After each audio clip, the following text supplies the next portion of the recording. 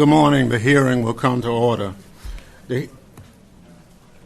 Let me begin by thanking everyone for joining us for today's hearing, Defending Democracy, Protecting Elections from Executive Overreach. Before I begin, I'd like to express my gratitude to the United States Secret Service, Capitol Police, and local law enforcement for their heroic work in disrupting an attack at the White House Correspondents' Dinner over the weekend. I'm relieved that the Secret Service agent who was injured is recovering and that none of the dinner's attendees were harmed. There's no room for political violence in this country, and we must not tolerate it one bit. In less than 3 months, we will observe the 250th anniversary of our nation's founding. This country was founded on an idea that we are all free and equal, and that therefore each of us has a right to participate fully in governing ourselves. It was also founded on a premise that our laws would enshrine and protect these rights. These founding principles have yet to be fully realized, but each generation has fought to advance them. My initiation into activism was born of necessity. A child of the Jim Crow South, I never had a new textbook. I didn't get to use the same restaurants or water fountains as white kids my age. And there were many great people who didn't think that black people should be voting. As a college student, I worked with the Student Nonviolent Coordinating Committee to make sure this country lives up to the promises made in the Constitution. And the FBI created a file on me that I discovered 30 years later only because of my position in Congress. Unfortunately, I was not the only civil rights advocate the FBI was tracking. The FBI was actively monitoring a number of organizations involved in the civil rights movement and their leaders. Despite government opposition, we made progress by, among other things, getting the Voting Rights Act enacted into law and later enacting policies like early voting and mail-in voting that made voting more accessible.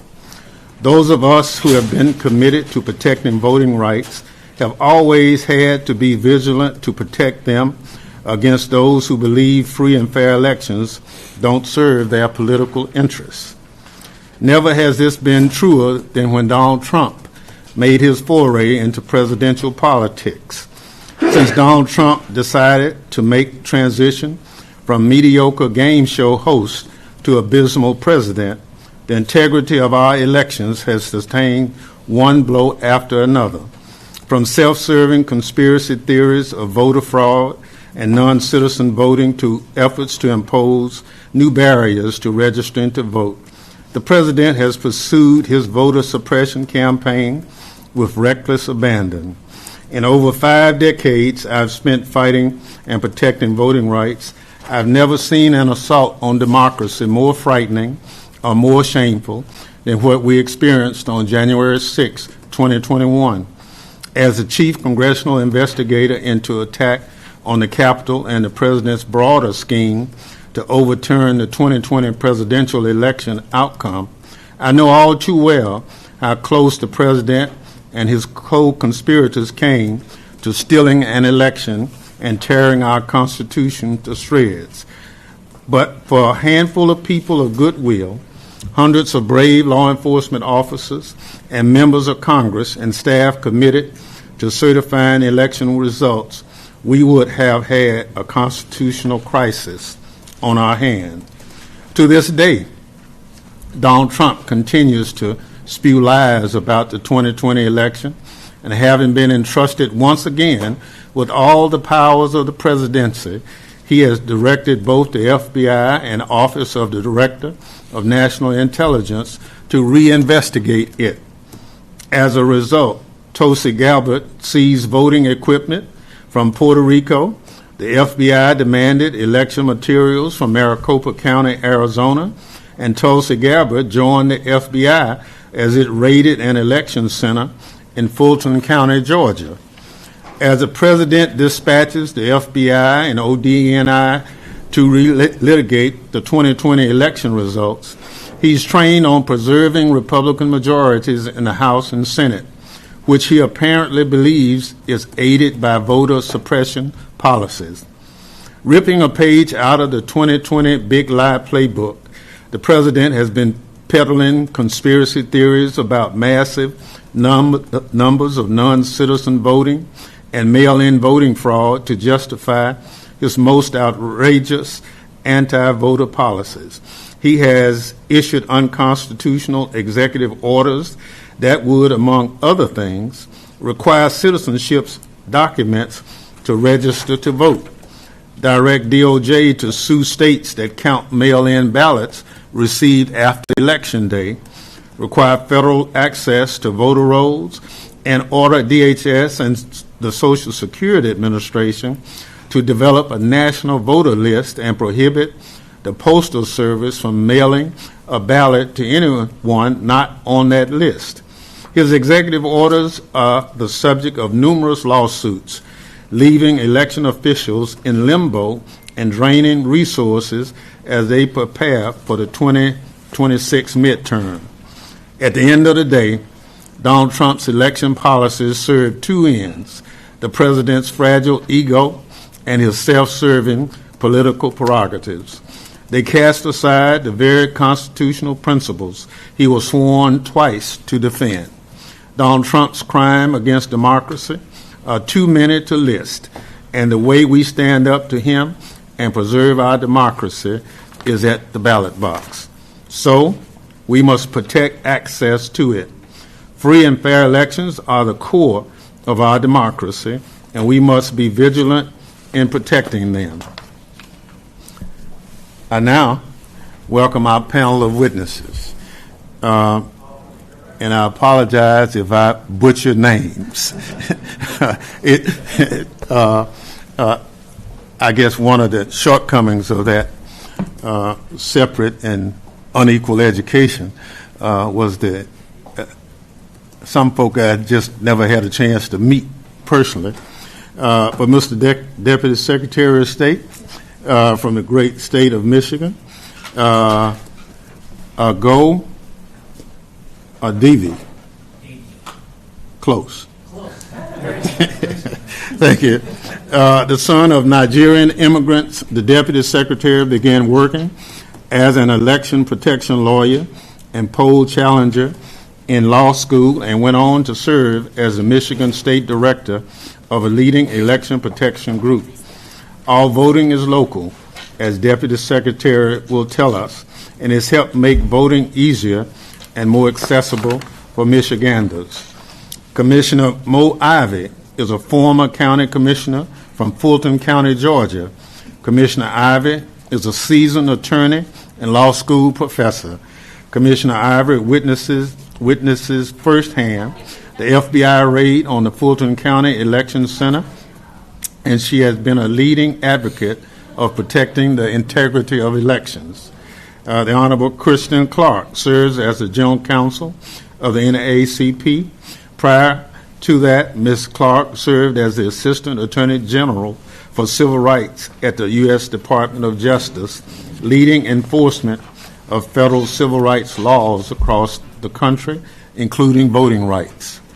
Mr. Larry Norton is Vice President of the Elections and Government Programs at the Brennan Center, where he oversees a broad national portfolio of topics, including election security and administration and election information ecosystem, among other things.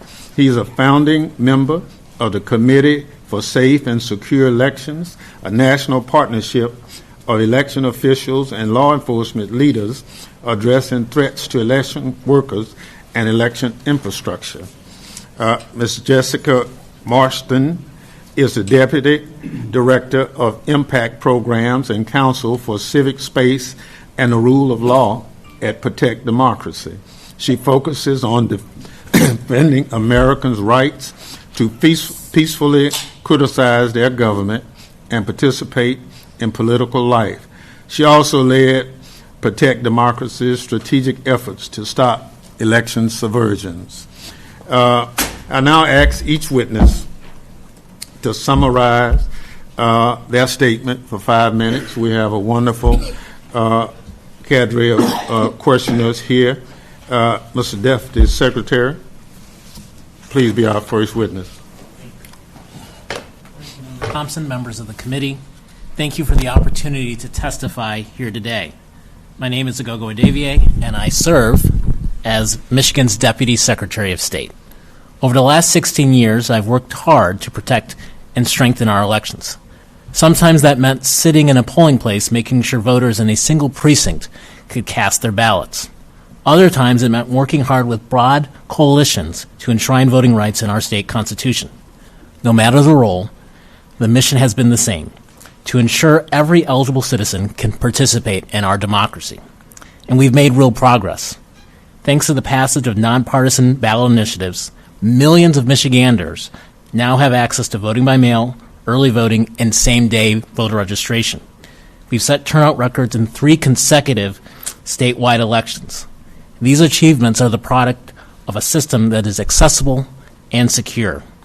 For years, we've carried out this work with the confidence that the federal government would support us as we administered elections on behalf of the people of Michigan.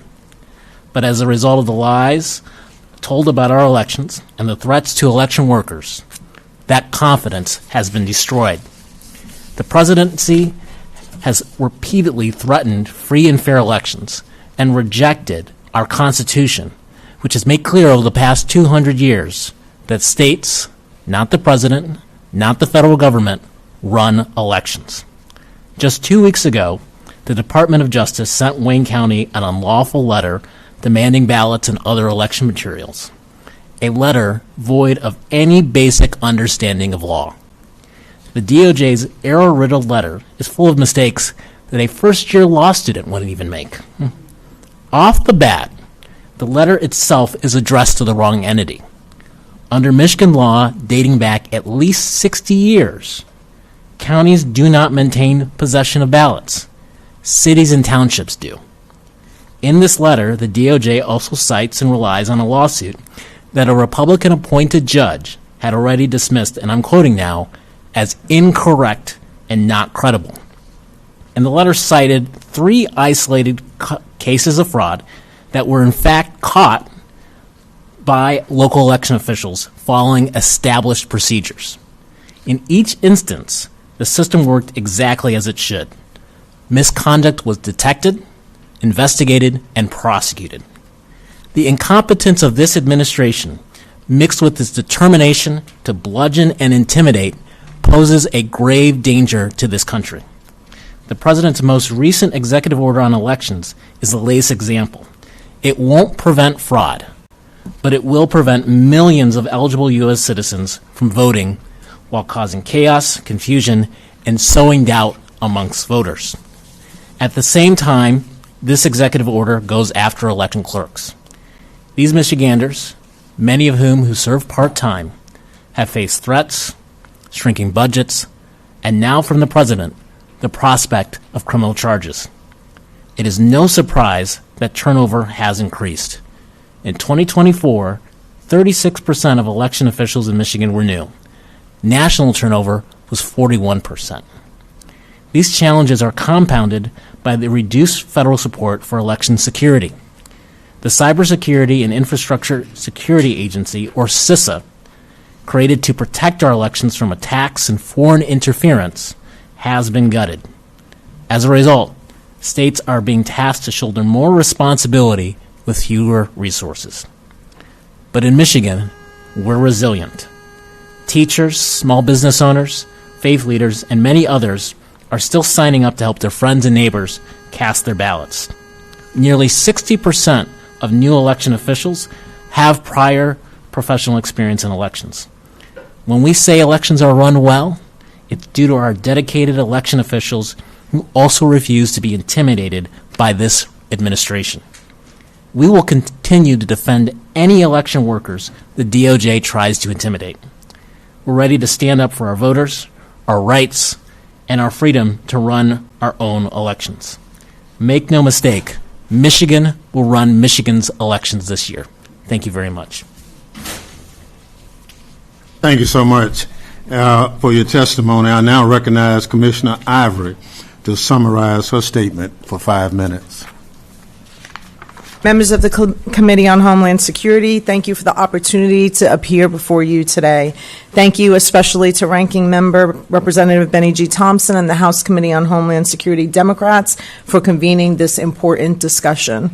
My name is Mo Ivory. I serve as a county commissioner in Fulton County, Georgia, the largest county in my state, and a county that has been at the center of the national fight over democracy, voting rights, and public trust in elections.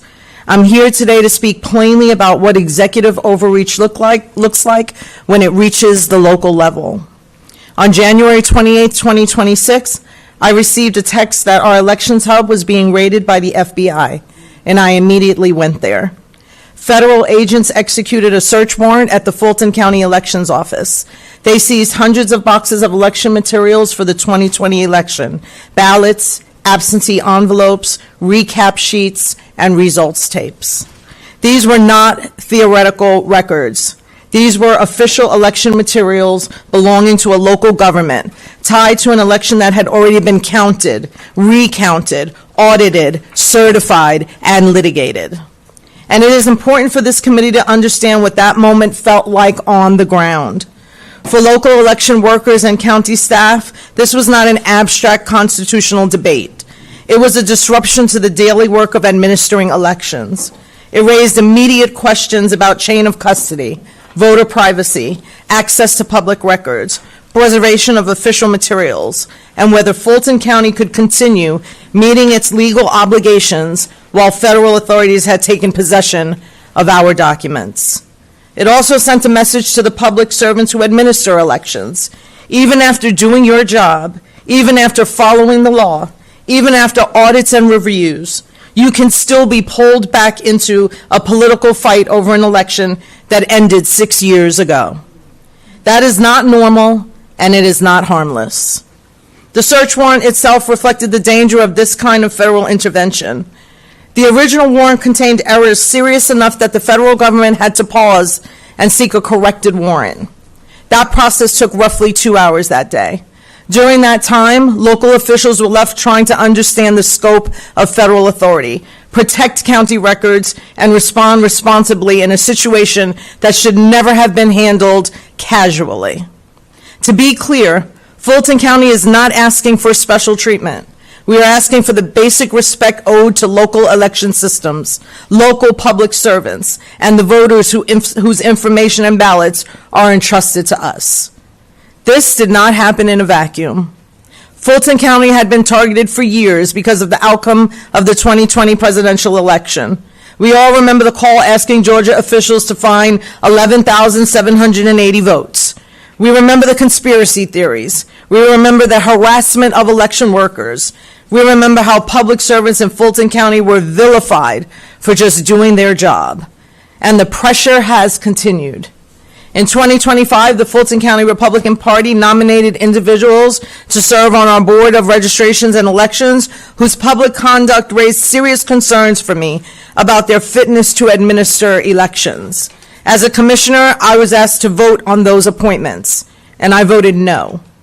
A trial court later ordered the commission to approve those appointments and threatened consequences, including substantial daily fines. But I believed then, and I believe now, that elected officials cannot be reduced to rubber stamps when the integrity of election administration is at stake. The Georgia Court of Appeals has now made clear that courts cannot force elected officials to vote a particular way. That matters because democracy depends not only on voters being able to freely cast their ballots, but also an elected official being free to exercise their judgment within the law. So when federal agents arrived at Fulton County's elections office, I did not see it as an isolated event. I saw it as part of a broader pattern about local election systems being pressured, second-guessed, and politicized because some people, and that some people is our president, Donald Trump, still refusing to accept the results of his 2020 election loss. Congress needs to understand this clearly. When federal power is used to relitigate settled elections, local election workers pay the price first. but voters pay the price last. They pay when confidence is undermined. They pay when election workers leave the profession. They pay when public resources are diverted from running current elections to defending old ones. They pay when conspiracy theories are given the force of government action. No president, no administration, and no political movement should be allowed to use the power of the federal government to intimidate local election officials or cast doubt on lawful election results without a legitimate basis. Fulton County deserves better. Georgia voters deserve better. And the American people deserve an election system where the rules are clear, the process is fair, and public servants can do their job without fear of political retaliation. Thank you. Thank you very much for your testimony. I now recognize Ms. Clark to summarize her statement for 5 minutes. Thank you, Ranking Member Thompson and members of the committee. On behalf of the NAACP, I thank you for holding this very timely and necessary forum today. This hearing comes at a critical time in our democracy because the threat before us is real and urgent, and because we've seen it before. The all-out effort by this administration and its cohorts in some state governments to seize control of how elections are run is the latest chapter in a very long story of power being used to silence the Black community. The NAACP has led the fight against that effort for over a century, and we are leading it today. The NAACP has spent the last several years building a framework for voter protection and civic mobilization that is working and that can be replicated by state and local governments, civil society organizations, trusted community institutions, and people all across the country. My testimony today offers a warning and a roadmap. Since the Supreme Court invalidated the preclearance provision in Shelby County, Alabama versus Holder, we've seen a cascade of voter suppression laws and efforts across the country. What made the Voting Rights Act transformative was that it brought federal power to bear on the side of voters. When Black Americans were threatened at the polls, they could look to the U.S. Department of Justice for protection. The vigor of enforcement may have varied across administrations. Some were more aggressive than others, but one principle held. The goal of the federal government was to protect, not harm, voters. I'm proud to have been a part of that history as Assistant Attorney General for Civil Rights during the last administration, when we vigorously worked to enforce the Voting Rights Act and other federal voting rights laws on behalf of all Americans. And I am dismayed to see how egregiously that work is being trampled on by this current administration, which has turned the department into an instrument of oppression and lawlessness. The Trump administration claims his executive orders suppressing the vote are necessary to combat so-called voter fraud, but we want to be very clear. These orders, despite the lies being used to sell them to the American public, are dangerous. Unlike in the past, this is not state-level voter suppression that federal intervention can remedy. It is a president of the United States now weaponizing the massive powers of the federal government machinery to control which voters can participate in American elections and which cannot. It is a blatantly unconstitutional seizure of authority. But we have an important message. It will not work. We have a plan at the NAACP and a process, and it has proven to work. The NAACP's voter protection framework is founded on two solid pillars: strong legal expertise and our civic engagement program. Our framework is working and it's scalable across the country. Our civic engagement program works with the full support of our legal program with NAACP lawyers, staff, and volunteers across the country who are the backbone for this work. Our community members know that they have full legal backup and that our lawyers are fighting for them, as we have throughout the organization's long history. I close with a few things that we can all do. We can conduct year-round voter registration drives and outreach. We must maintain a vigorous online voter protection hub that gives voters the tools to register, confirm their status, understand the ballot, and locate their polling place. We must enlist and deploy lawyers in the days leading up to and on Election Day to ensure that people's rights are protected. And finally, we must have fully staffed election protection command centers across the country to field real-time incident reports and file emergency litigation when voters are turned away. The NAACP Civic Engagement Program really shapes our organization's 115-year history. We look forward to working with this committee to push back against this administration's continued efforts to silence black voters and other eligible voters across our country.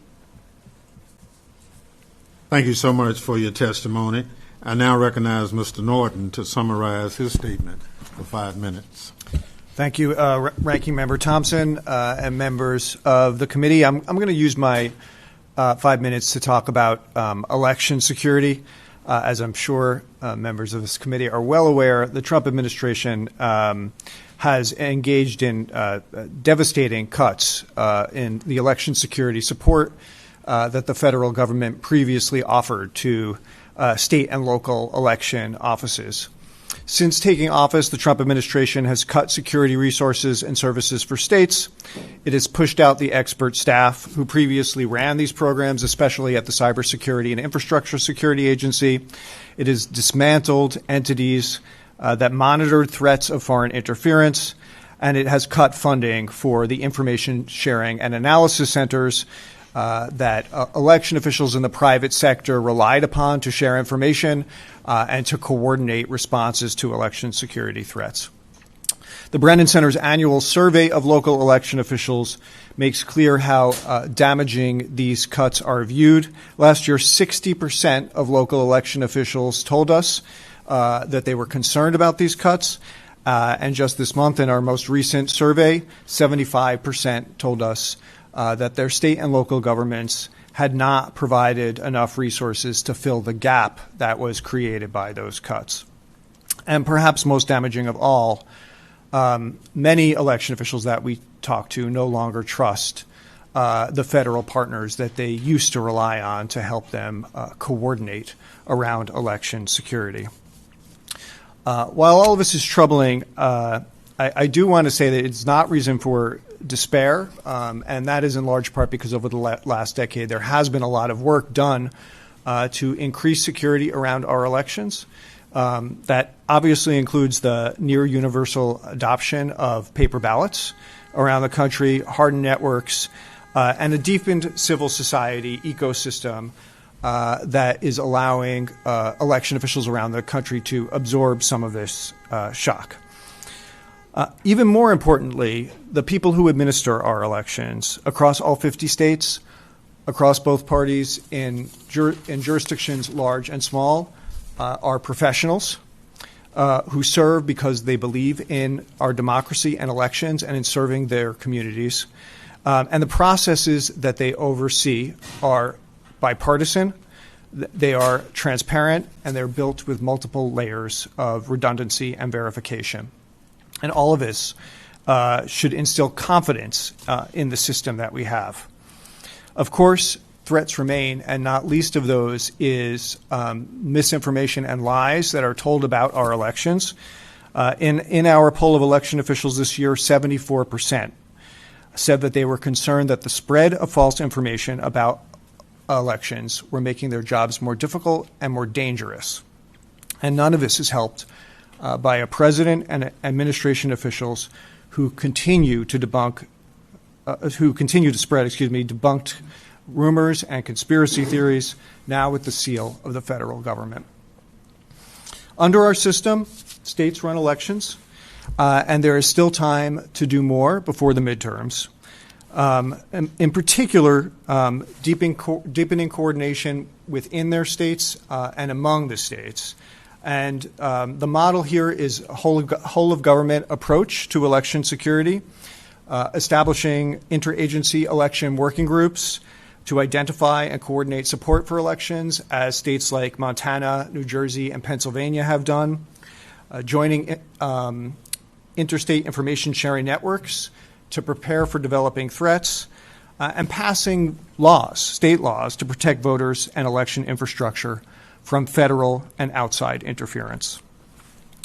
I just want to close with a final note about the people who run our election. Despite the threats and the attacks and the pulling support from the federal government and the vilification, the vast majority remain committed to staying on the job through 2028. And the reason is simple. In our survey, the reason that election officials give for doing their job is basically one of two answers. They believe in democracy and elections, or they believe in serving their communities. And that really brings me to the final point that I wanted to make about security in our elections going forward. And that's all of us, but especially our public leaders, must clearly express that baseless attacks on the workers and the systems that run our elections will not be tolerated. Thank you. Thank you. Thank you so much for your testimony. I now recognize Ms. Marston to summarize her statement for 5 minutes. Ranking Member Thompson and members of the committee, thank you for inviting me to speak about this important subject. I serve as Director of Impact Programs at Protect Democracy, focusing on civic space and the rule of law. Our mission is to prevent the United States from declining into a more authoritarian form of government. Modern authoritarianism consolidates power not by eliminating elections, but by tilting the playing field and rigging the rules to ensure that the regime in power stays in power. Accordingly, we work to preserve Americans' ability to fairly compete for power through elections. And in 2026, the greatest threat to a free and fair election will, for the first time, come from the federal government. President Trump has repeatedly signaled that he sees any election result he opposes as illegitimate. At the same time, he has consolidated control over the executive branch and asserted his desire to nationalize elections. For those reasons, we anticipate the administration to continue their unprecedented efforts to interfere in the election process, particularly if control of Congress hangs in the balance.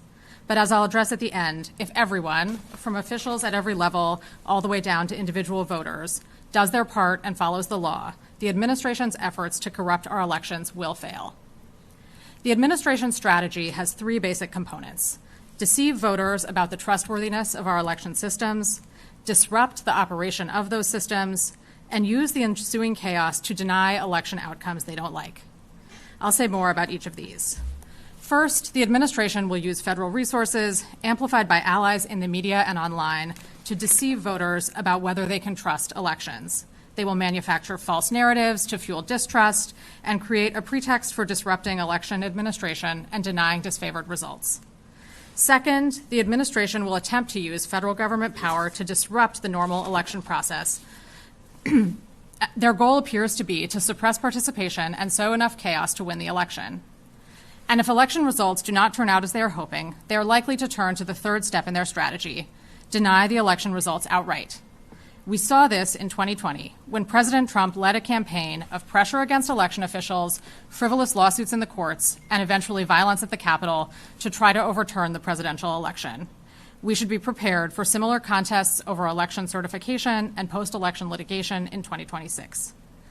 The administration's efforts to obtain states' confidential voter rolls exemplify this strategy at work. Since last year, the DOJ has contacted nearly every state and the District of Columbia to demand their complete unredacted voter files, which are filled with sensitive personal information like Social Security numbers, driver's license numbers, and political party affiliation. While the administration has claimed that these demands are aimed at election security, these efforts are in fact a prime example of the deceive, disrupt, deny strategy at work. First, DOJ has used these demands for voter data to spread lies about fraud in the electoral process.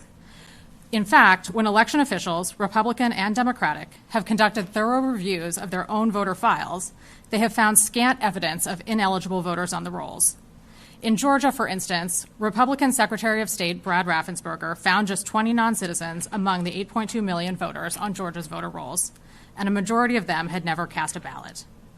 Second, the administration will aim to disrupt the electoral process by forcing the states to disenfranchise voters. We know the administration intends to compare registered voters' information to DHS's SAVE database. But there are serious reasons to doubt the accuracy of SAVE as a system for checking voter eligibility. For example, it often contains out-of-date citizenship information for immigrants who are later naturalized. Demanding, as the administration is now doing, that states strip voter eligibility based solely on a SAVE mismatch will lead to voter confusion, extensive litigation, and potential disenfranchisement. Finally, if, despite these efforts, the fall's election results in outcomes the administration doesn't like, they are likely to use false claims based on voter rolls to deny the results.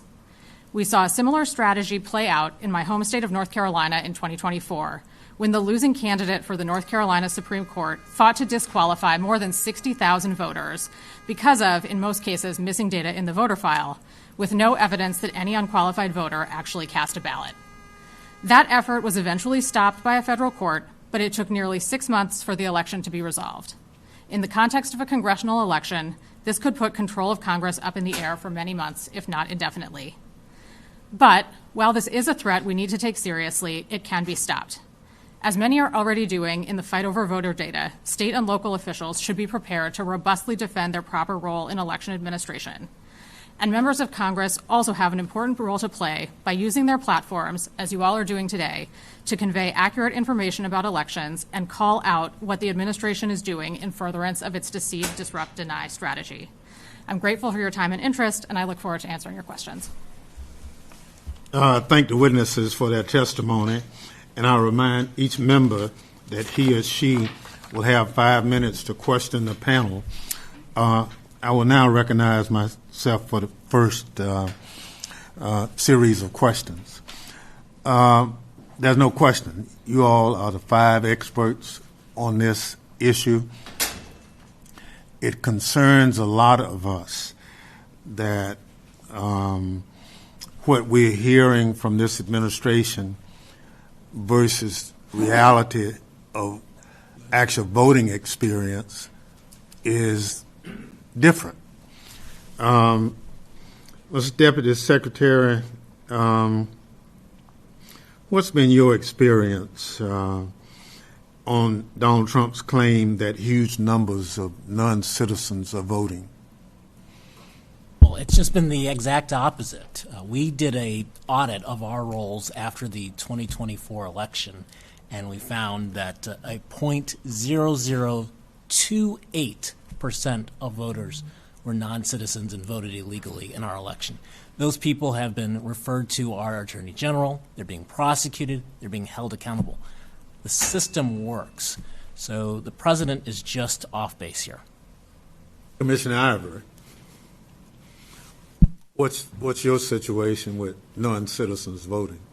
Yeah, that just doesn't exist in Georgia, as was mentioned by Mrs. Marsden, our Republican Secretary of State, Brad Raffensperger, who received the phone call from President Trump to fine the 11,780 votes, had investigated all of the conspiracy theories that were set forth by election deniers in Georgia, from suitcases being pulled out filled with ballots that weren't counted, to aliens voting and non-registered voters having access to the voting machines. And it just has never been found to be true and continued to be included in the affidavit for the issuance of the warrant in the raid. So these debunked theories continue to take on a new life every time there's a new attempt at trying to overturn the Fulton County elections. Ms. Clark, you kind of looked at this from a DOJ perspective. Based on the testimony of the other 2 witnesses about illegals voting, what's been the national perspective on that? So what the NAACP has found through its work is that the barriers to participation are the unnecessary laws and policies that we have seen put on the books, particularly in the post-Shelby County, Alabama versus Holder era, that there are eligible people who want their voices heard, who want to be able to cast ballots, and are encountering new barriers when it comes to registering to vote, encountering new barriers when it comes to accessing absentee ballots. The pretextual justifications that we see put forth by this administration, there's voter fraud, there are undocumented people trying to vote, are harken back to the Jim Crow era. These are false and baseless claims used to justify the erection of unnecessary, burdensome, and discriminatory barriers when it comes to voting. So one of the things the department is talking about is this so-called SAVE database as the panacea for identification of who all these illegals are. Mr. Norton, what's the risk of relying on a DHS database in your perspective? Yeah, well, Ms. Marsden made some allusion to concerns that we share at the Brennan Center in terms of the reliability of the SAVE database in terms of not having accurate information on all citizens. Obviously, people are naturalized and become citizens, and that information isn't necessarily up to date. We have seen in some states that have relied on the SAVE database making initial claims about having found hundreds of non-citizens that when they work through it, in fact, they find almost nobody who is a non-citizen on the rolls. And this has been true in, the Deputy Secretary mentioned Michigan and how few non-citizens they found on the rolls. It's been true in Democratic and Republican states when there's an investigation that is done. We just had this in Louisiana. We had it in Utah with very conservative AGs and secretaries looking into this. It's a vanishingly rare problem. I will say, in addition to concerns around the unreliability of the database that DHS is creating, I have security concerns about it as well. It is not at all clear to me from the information that the administration has put out. They're putting all of this information about private data about citizens into a database, that they are securing that information. And there are obviously a lot of concerns for all Americans about having a database with private information that is not kept securely by DHS. Marston? Yeah, to echo Mr. Norton's concerns, I think there are strong reasons to believe that the SAVE database is not an accurate reflection of who is and is not eligible to vote, and that's because that's not what it was created for. It was created by DHS to help states identify which immigrants were eligible for certain public benefits services.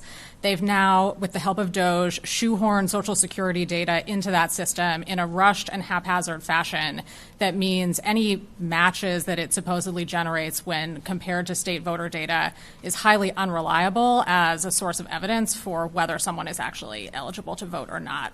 And so what we've seen in the states that are already using the system is, as Mr. Norton said, they find that, in fact, the folks who are flagged are actually eligible voters. So it's a sort of problem. It's a solution in search of a problem. You know, another one of the solutions that we hear from this administration is that with all these illegals voting, they are contemplating having federal officers at voting precincts to somehow identify these illegal voters. Just tell me, what would those federal officers at certain precincts do to people who would be coming to voting on election day? Mr. Commissioner, I'll start with you. You know, it would deter voters. You know, we've had a very strong tradition in Michigan breaking turnout records these last 3 statewide elections because of the advances we've made in early voting and vote by mail and on election day. And people want to vote freely. And if we had ICE or other federal agents at our polling sites, it would certainly deter people from showing up to vote. One thing I just would like to piggyback on the other remarks is if we were to set up a type of SAVE system or a system to require proof of U.S. citizenship. We've seen in Arizona that 47,000 people were denied the right to vote because of that system. That would roughly be the same in Michigan, and it's just something that we cannot have in this country. Ivory? We've been very concerned about that in Fulton County. Fulton County is a 70% Democratic county and a African-American majority county. Early voting in Fulton County started yesterday for the primary races in Georgia. And so we are very concerned about that and had been discussing that with our individual police forces across Fulton County, which has 15 cities in it, Atlanta being the biggest. And so we have tried very hard to make sure that Fulton County residents understand that we will do our best to put all of the things that protective measures we've put in place in the past and run elections as we always have, safely, fairly, and transparently. So we've given a lot of information. I spent a lot of time on social media trying to reach people at all levels to make sure that they understand to check their registration before they get there, to make sure that they have a phone number to call in case they encounter anything that feels uncomfortable, and to go early so that if there is a problem, they still have time to cast their ballot before May 19th. So what I'm trying to do is disseminate information so people can feel safer, because what the lies have done in Fulton County is just made people afraid to go to the polls, have made people think that there will be something that will happen when they get there. And that's just not true, because that's never happened. And so we're making sure that people have the information that they need and the resources that they need so they can safely go cast their vote, which early voting started yesterday. Hello? The NAACP firmly believes that ICE has no business being anywhere near our polling sites in this country, and we will resist this with every tool available to us.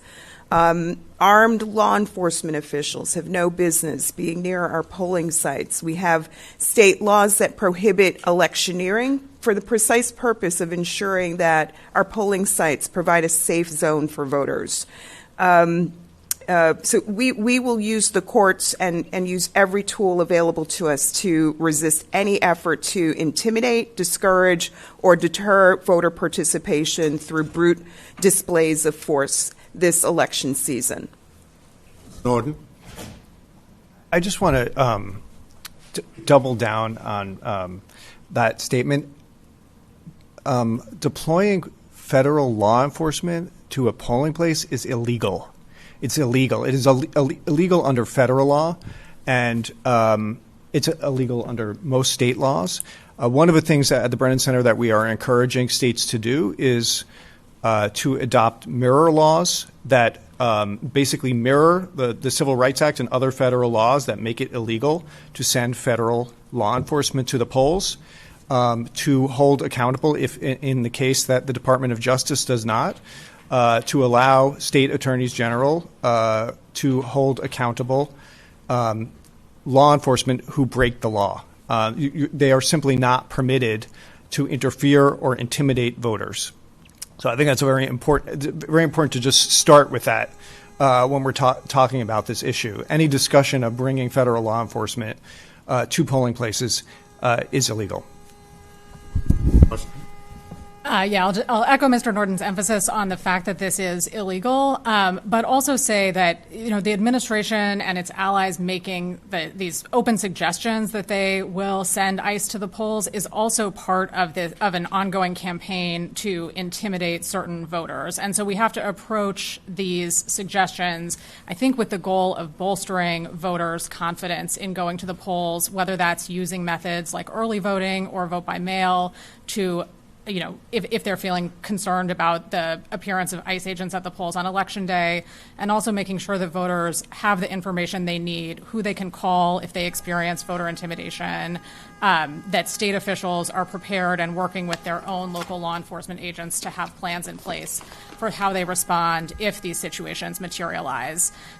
My fear at this moment is that we are hearing so much chatter about the risk of ICE enforcement that voters will be afraid whether or not anyone is gets actually deployed to the polls. So that net effect of just the chatter by itself would mean that fewer voters potentially would come and vote. Exactly, and I think that may be part of the plan. Thank you. I now recognize other members for questions they may wish to ask the witnesses. I will recognize members based on seniority. Gentleman from California, Mr. Correa. Thank you, Mr. Chairman. I want to welcome our guests today, the witnesses. Let me pull back a little bit. Homeland Security, created to defend America against foreign terrorists. Today, ICE shooting, killing American citizens on our streets. Let's forget about undocumented completely and for a minute focus on American citizens. Mr. Miller coming out and saying those agents have total immunity. That's what he said. Here we are today. Let me pull back a little bit. Back home, 1988, the Republican Party put up paid armed poll guards to stop American citizens from voting in Orange County, my city, Santa Ana, California. Private guards, so we were able to get some lawyers really quick into courthouse, get some restraining orders, and pull them back. Our new Secretary of Homeland has said that maybe selected polling places he will have agents. These are not going to be private security guards.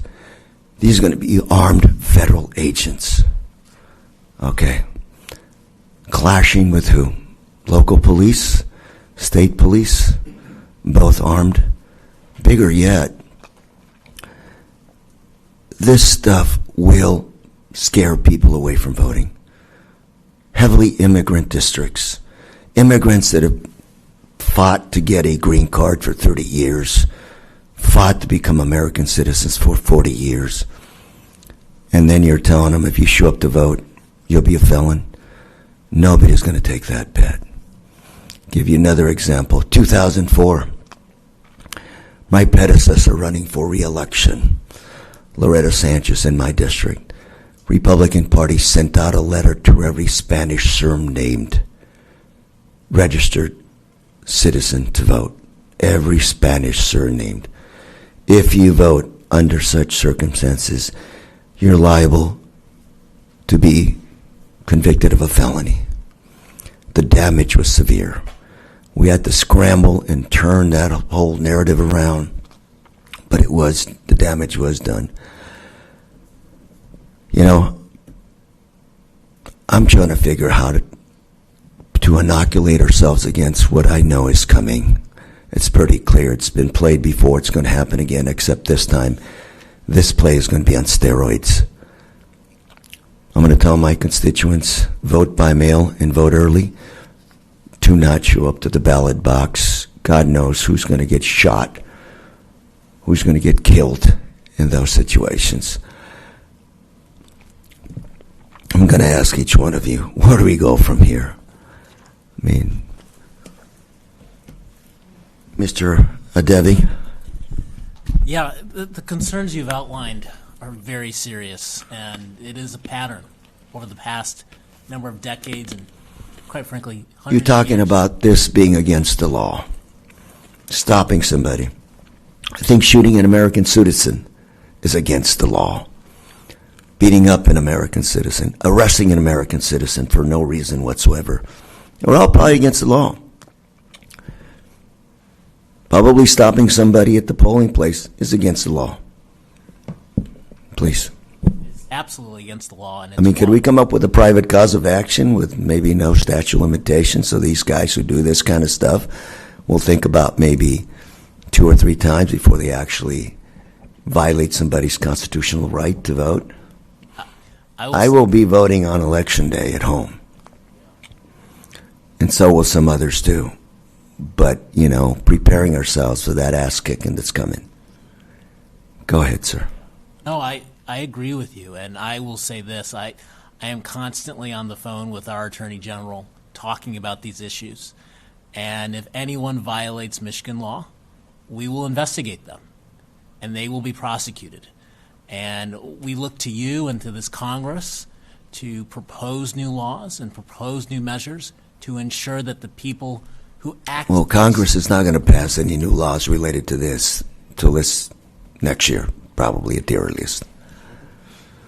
But Ms. Ivory. we're working hard, and we stand with all the citizens across Michigan and across the country to oppose these measures, and we're working hard to put... Ms. Ivory, any thoughts? Yes. Thank you so much for that. As the daughter of an immigrant mother from Santo Domingo in the Dominican Republic and the first Afro-Latina commissioner on the Fulton County Commission, I think about this all the time, the way our citizens are affected by what they see and what they fear will happen in Georgia. But in the home of Dr. Martin Luther King Jr., we cannot stop fighting for what is the only thing we can do, which is to use our power at the poll to change it. I agree. Ms. Clark. Congressman, ICE is not immune.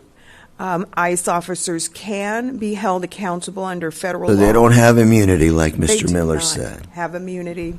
Thank you. During my time at the Justice Department, we prosecuted federal law enforcement officers who violated the law, and I believe the day is coming when ICE officers who have violated our civil and constitutional rights will too be held accountable. But I want voters to know that in this moment, that organizations, churches, civic groups have galvanized and organized tremendous voter protection machinery to protect them. To protect and safeguard their right to go out and vote in person this election cycle, or vote by mail Mr. Norton. if they so choose. Yeah, what I would say is communication is key in all of this. First, for people to understand what's happening, and that there is an effort to intimidate them, to keep them from voting, to keep their voice from being heard. Second, that in the states where there are officials who can do something about this, where there are attorney generals who can prosecute violation of rights, to say ahead of time that they are going to do it. And third, for civil society, the civil society that Ms. Clark was talking about, people shouldn't despair. They should have a plan. And that there is civil society out there to help them. There is early voting. There is mail voting, as you mentioned. And that at the end of the day, we have to make sure that by whatever means they vote, people feel secure going to vote. I would say here, as in so many ways this year, the citizens of Minneapolis have started to show us the way. I think in the face of a threat of armed law enforcement at the polls, one effective counterweight is civil society organizing to provide peaceful, positive presence of citizens at the polls who can observe, can have cameras, can record if there is, in fact, federal misconduct at the polls. And I think all of us in civil society are thinking about how to help organize and support. Constitutional, First Amendment constitutional right to videotape. Absolutely. Thank you, Mr. Chairman. I yield. Gentleman yields. Chair recognizes the gentleman from Michigan, Mr. Thanagar, for 5 minutes. Thank you, Chairman. Thank you for holding this hearing, and I thank all the witnesses for your passion, for your activism, your work in protecting our election process. I want to also thank all of you. I want to thank particularly Mr. Agogo David for being here, Deputy Secretary of State from my own great state of Michigan. And I have seen your work firsthand, and I thank you for all you've done. As many of you know, the Trump Department of Justice recently demanded voting records from Wayne County, Michigan, a place where I and nearly 2 million others call home. Yesterday, I sent this letter to the Department of Justice demanding answers as to why they are trying to intimidate Michigan voters ahead of the federal elections in November. Deputy Secretary of Michigan, the Department of Justice largely cited vague claims of election irregularities to justify its demand for the voter records. To me, this is an attempt to abuse the power of the DOJ to intimidate election officials and to send a message that the DOJ will use its power to harass jurisdictions that vote blue. Is there any merit to the DOJ's demand for election materials from the 2024 election? Are you concerned that the DOJ will use lawfare to harass left-leaning jurisdictions or invalidate election results it does not like in November? There is no justification. When you can't even send the letter to the right entity, the right jurisdiction, you're showing you don't care about the law. You're showing a level of recklessness that demonstrates that this is about targeting individual counties, jurisdictions in a political fashioned way to get us to kowtow to the administration, and we will never do that. Absolutely, absolutely. That's what I see. And we saw also earlier, we saw this year the shocking raid on election offices in Fulton County, Georgia, with the now Director of National Intelligence, Tulsi Gabbard, in attendance. Has the DOJ threatened similar actions against Wayne County if they do not comply? If not, do you think it is possible that we could see federal agents raid election offices in Wayne County? The actions that I've seen over the last year and a half of this administration have shocked me, and I take nothing off the table. We've not received any specific threats, but we're ready to defend our rights and our voters. Thank you. And how would you describe the overall integrity of elections held in Michigan? How is Michigan ensuring that our elections are free and fair, and how are we holding those who violate the rules accountable? Our elections are very safe. Since 2019, when Secretary Benson took office, we removed approximately 800,000 people from our rolls. It's top 5 in the nation. We have, in the recent election, 1.2 million early voters voted for the very first time in our state. So we have a great system. Thank you, Deputy Secretary, for your answers today and for representing the great state of Michigan. I look forward to working with you to ensure Michiganders are not intimidated, not impeded from voting in the upcoming elections by this rogue administration. Thank you again. Thank you all. And I yield back. Thank you. Gentleman yields back. Now recognize Mr. Maria Magazina. I don't know why I'm trying to give you your name. For 5 minutes. Thank you very much, Mr. Chairman, and thank you to our witnesses for making the trip out here today. Look, we know what's likely to happen in this next election. It appears, if the polls are accurate, and the feedback that we're getting about high prices and people being frustrated with the cost of living and frustrated with the war, it's likely that Democrats are going to win a number of seats in the midterms. And then, if that is the case, we know what will happen next, which is that President Trump will claim that the results were rigged, because that's what he does every time. Whenever he loses an election, he claims that the results were fake and the election was rigged.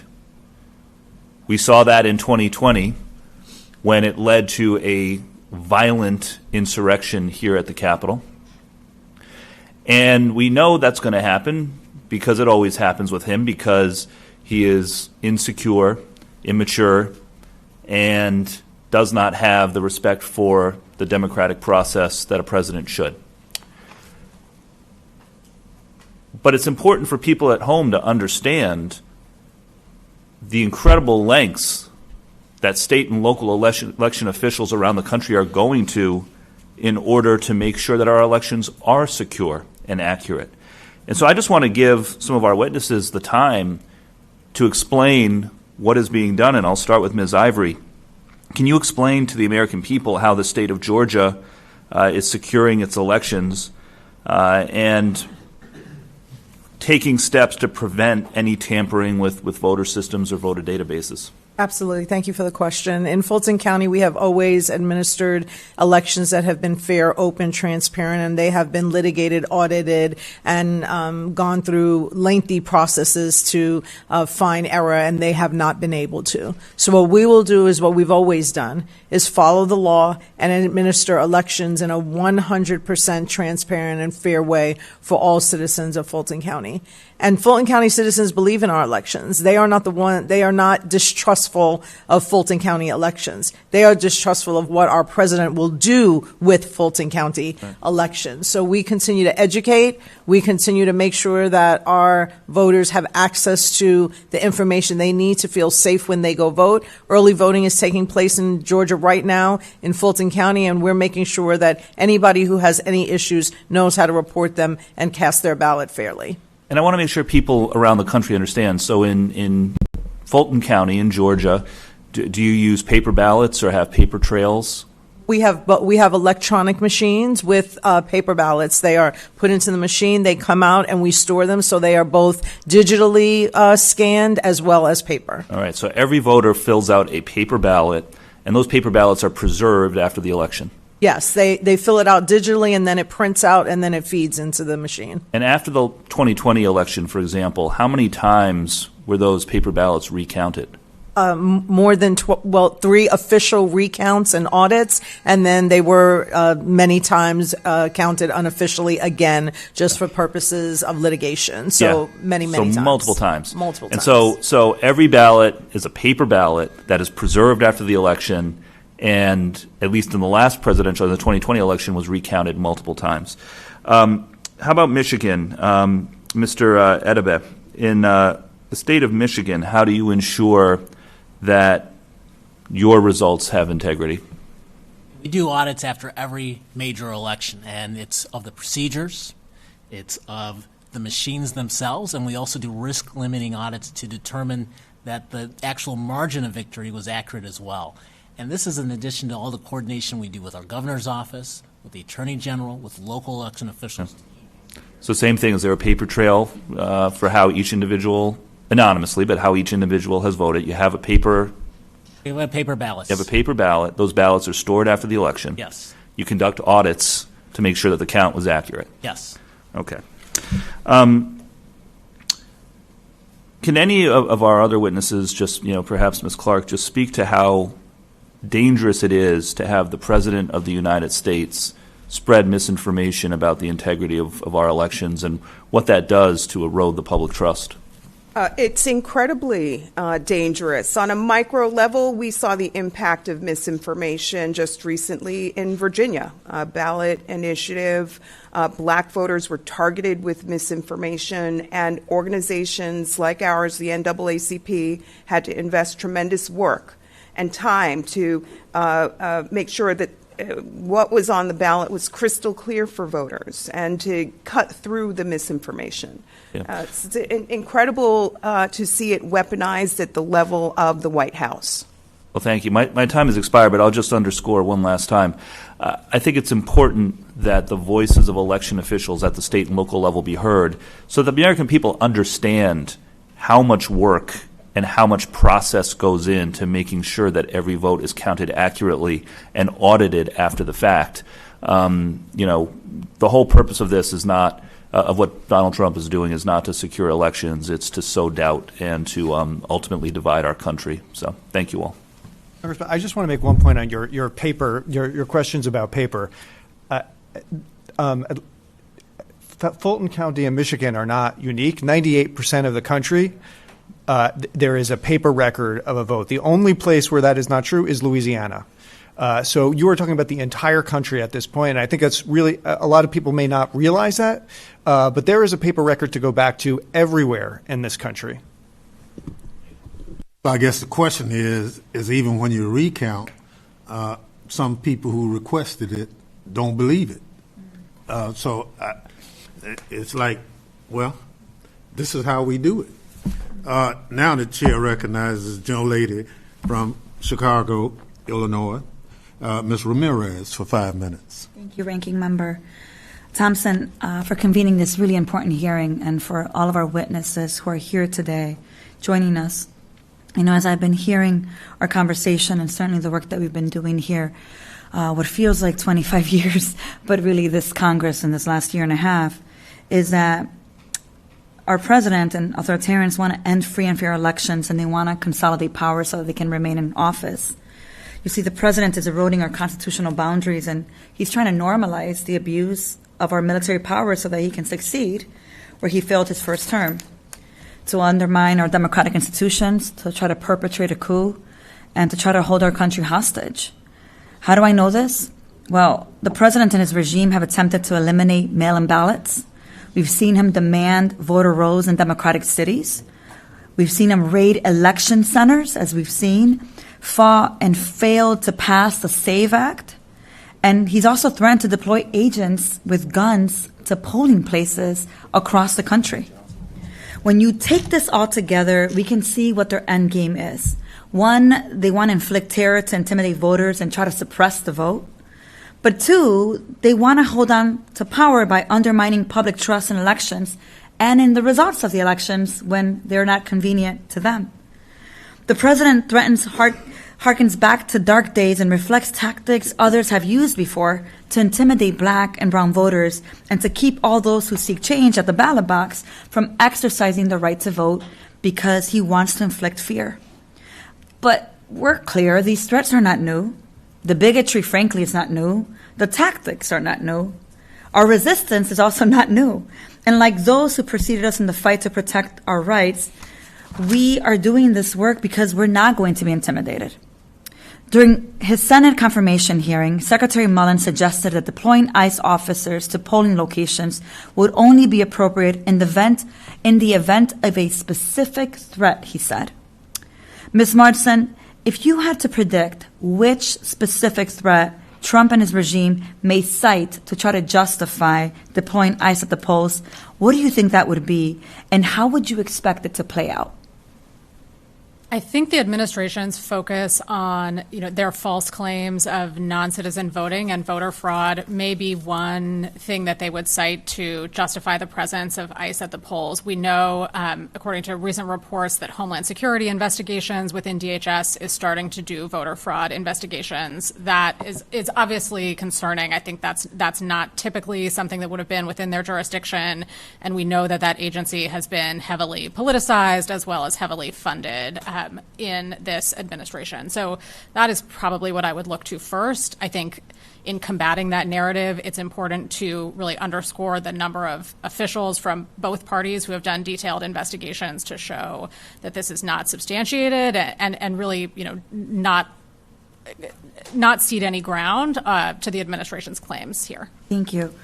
And we know that during oral arguments earlier this month in Trump versus Barbara, the birthright citizenship case, Justice Sonia Sotomayor asked if the administration seeks to retroactively denaturalize people born to undocumented parents.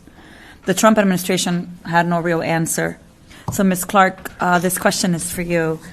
If someone wakes up one day and the government tells them they were never really a citizen, even though they were born here like me, even though they've lived here their entire life, they are as American can be, do you think that person is going to feel safe showing up to vote? And isn't that fear exactly what this administration is counting on? That's right. This administration is bent on sowing fear and discord and chaos across our country to discourage eligible people from voting. And the NAACP is committed to fighting back against this and to standing up for principles that shape and define the 14th and 15th Amendment. Thank you, Ms. Clark. I think especially about states like Texas, Arizona, Georgia, critical states, right, that we know that our colleagues on the other side are attempting to ensure that people that look like certain people don't show up and vote. So what you're saying is we have, even though the law has not changed, the suppression is already happening.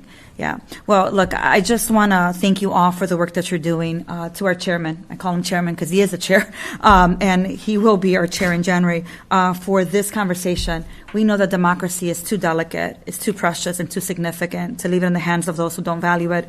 So we appreciate the work that you do, and we look forward to working with you to make sure we're protecting the right to vote for everyone. Thank you. Young lady yields back. Chair recognizes the gentleman from New York, Buffalo, for 5 minutes. Thank you, Chairman. Thank you to all of you for being here, for your incredibly insightful, thoughtful, and important testimony today. And I want to thank Chairman Benny Thompson for holding this important hearing, and really for all of the work that he's done on election integrity and security over the course of the last 2 decades as the chair of the Committee on Homeland Security. Election security, free and fair elections have been a priority. So again, Chairman, thank you for your leadership. The Chairman also led the House Select Committee to investigate the attack on the United States Capitol on January 6th, which at its heart was about election conspiracy theories that we're hearing about in this testimony here today. It continues. And so I appreciate all of your efforts to be here today to bring this unique state-level experience to this perspective as we're going into election season and as our colleagues across the aisle are driving forward an agenda that would restrict voter access. It's so important that we are hearing about, learning about both what's at stake in the present as well as the history that brought us here. I had the opportunity to serve in the New York State Senate for the better part of 14 years and was very proud to help transform our election laws in New York to improve access and security and transparency in our elections.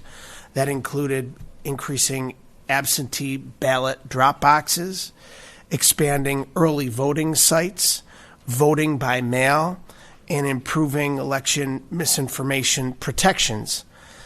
The last priority, of course, particularly essential, given that the president is actively working to sow misinformation in our elections, undermine state procedures and protections, and block access to the ballot box, is part of a larger effort to ensure he sees the election results he wants later this year. As a matter of fact, he has dictated to Republican members of Congress that if they don't pass the SAVE Act, that it will restrict voter access for millions of Americans, they'll lose the election. It is blatant voter suppression, and it cannot be accepted. We've also seen troubling executive actions during Trump's second term in an effort to nationalize elections, empower the U.S. Postal Service to decide who can and cannot vote, and discredit state and local election officials like some of you here today who provide access to the polls. Commissioner Ivey, thank you for your testimony. You have direct experience navigating President Trump's obsession with the 2020 election results, which continues to manifest in troubling ways 6 years later, as you testified here today, namely the seizure of ballots in Fulton County, Georgia, early this year. And I got to tell you, I mean, I'm disgusted to hear of how that all went down, and I believe the people of America are as well. Again, intimidation tactics, how does that hearken to what you've seen historically in the past in Georgia?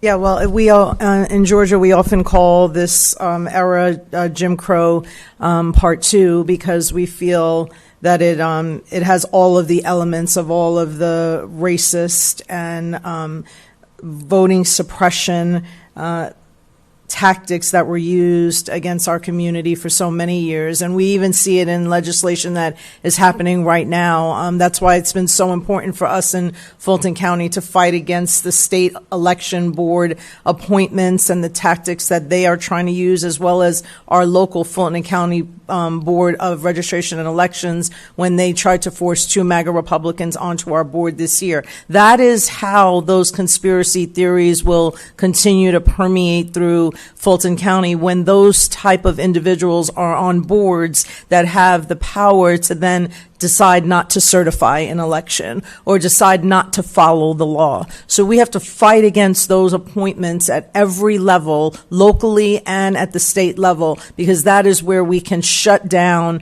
that power being exerted upon our voters. And I vow to continue doing that no matter what the consequences are. Thank you so much for that. One of our great colleagues and friends and a real trailblazer here in Congress and in America is Congressman Jim Clyburn, who recently wrote a book, The First Eight, which details the dark days of the Jim Crow South that both you and Ms. Clark have spoken about.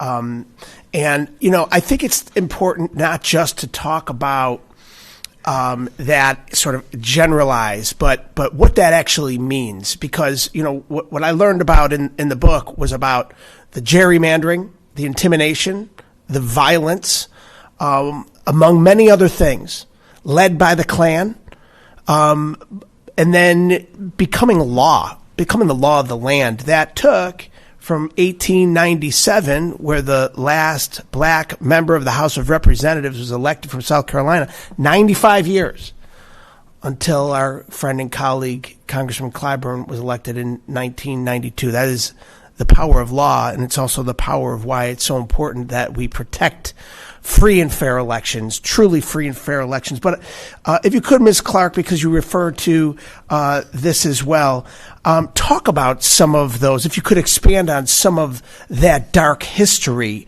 of what we're fighting against and how the Klan and then ultimately the elected leaders use the power of the pen and the law to suppress the vote, and why we need to push back against that voter suppression today. Yeah, the most powerful example of the display of ugly racial violence and voter suppression that we've ever seen in modern time was Shelby County, Alabama versus Holder. The Edmund Pettus Bridge, Bloody Sunday. Shelby County was bad as well. But Congressman, I point that up because you and I walked across the bridge in Selma, Alabama, just a few weeks ago to pay homage to those who paid a tremendous sacrifice to bring us the Voting Rights Act of 1965. And at the NAACP, we'll do everything that we can to not see our country return to those dark days and to that treacherous moment. This administration is bent on using violence and hatred and chaos to discourage and instill fear.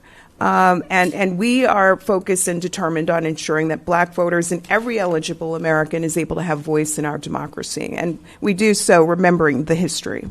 Thank you. And lastly, because I'm tight on time here, Mr. Chairman, I just want to act, maybe anyone on the panel can answer, but, along the same lines, the federal government has historically been engaged in making sure elections are free and fair, holding states accountable, at least post-Civil War. That was the heart of the Voting Rights Act of 1965. Now we seem to see a change in tactics of the federal government, where now we see states having to stand up and protect themselves from a federal government overreach to suppress elections, free and fair elections. What do you make of that tactic? It's time consuming, and it's designed to take us off the ball. Every election is a monumental event of working together with our 1,600 clerks across the state of Michigan to ensure that we have the ability to administer this election to 8 million people. But when you add on unnecessary things, it's designed to not allow those people to vote, and it's a grave danger to all of us. Mr. Norton? Yeah, I would echo that. I think it's harassment, frankly, of many of the officials, and I think it's worth noting that this administration loses every time it goes to court on these issues. Right? They're suing 30 states to get private data. There have been 5 decisions. They've lost all 5 of those cases. We have executive orders from this president, which are clearly violations of the Constitution. He lost on the first one in 3 separate courts. He's going to lose on the second one. But in the meantime, We have people who need to run these, who have a tremendous amount of work to do to make sure that we have free, fair, and secure elections, and they are being not just harassed, but diverted from doing the jobs of serving their communities. Thank you. As we get closer to the 2026 election midterms, I hope the congressional Republicans will take their duty seriously, call out the president's lies about our elections, and understand how dangerous it is for both our national security, our democratic institutions, and our nation's future. And I thank you all. And Mr. Chairman, I yield back.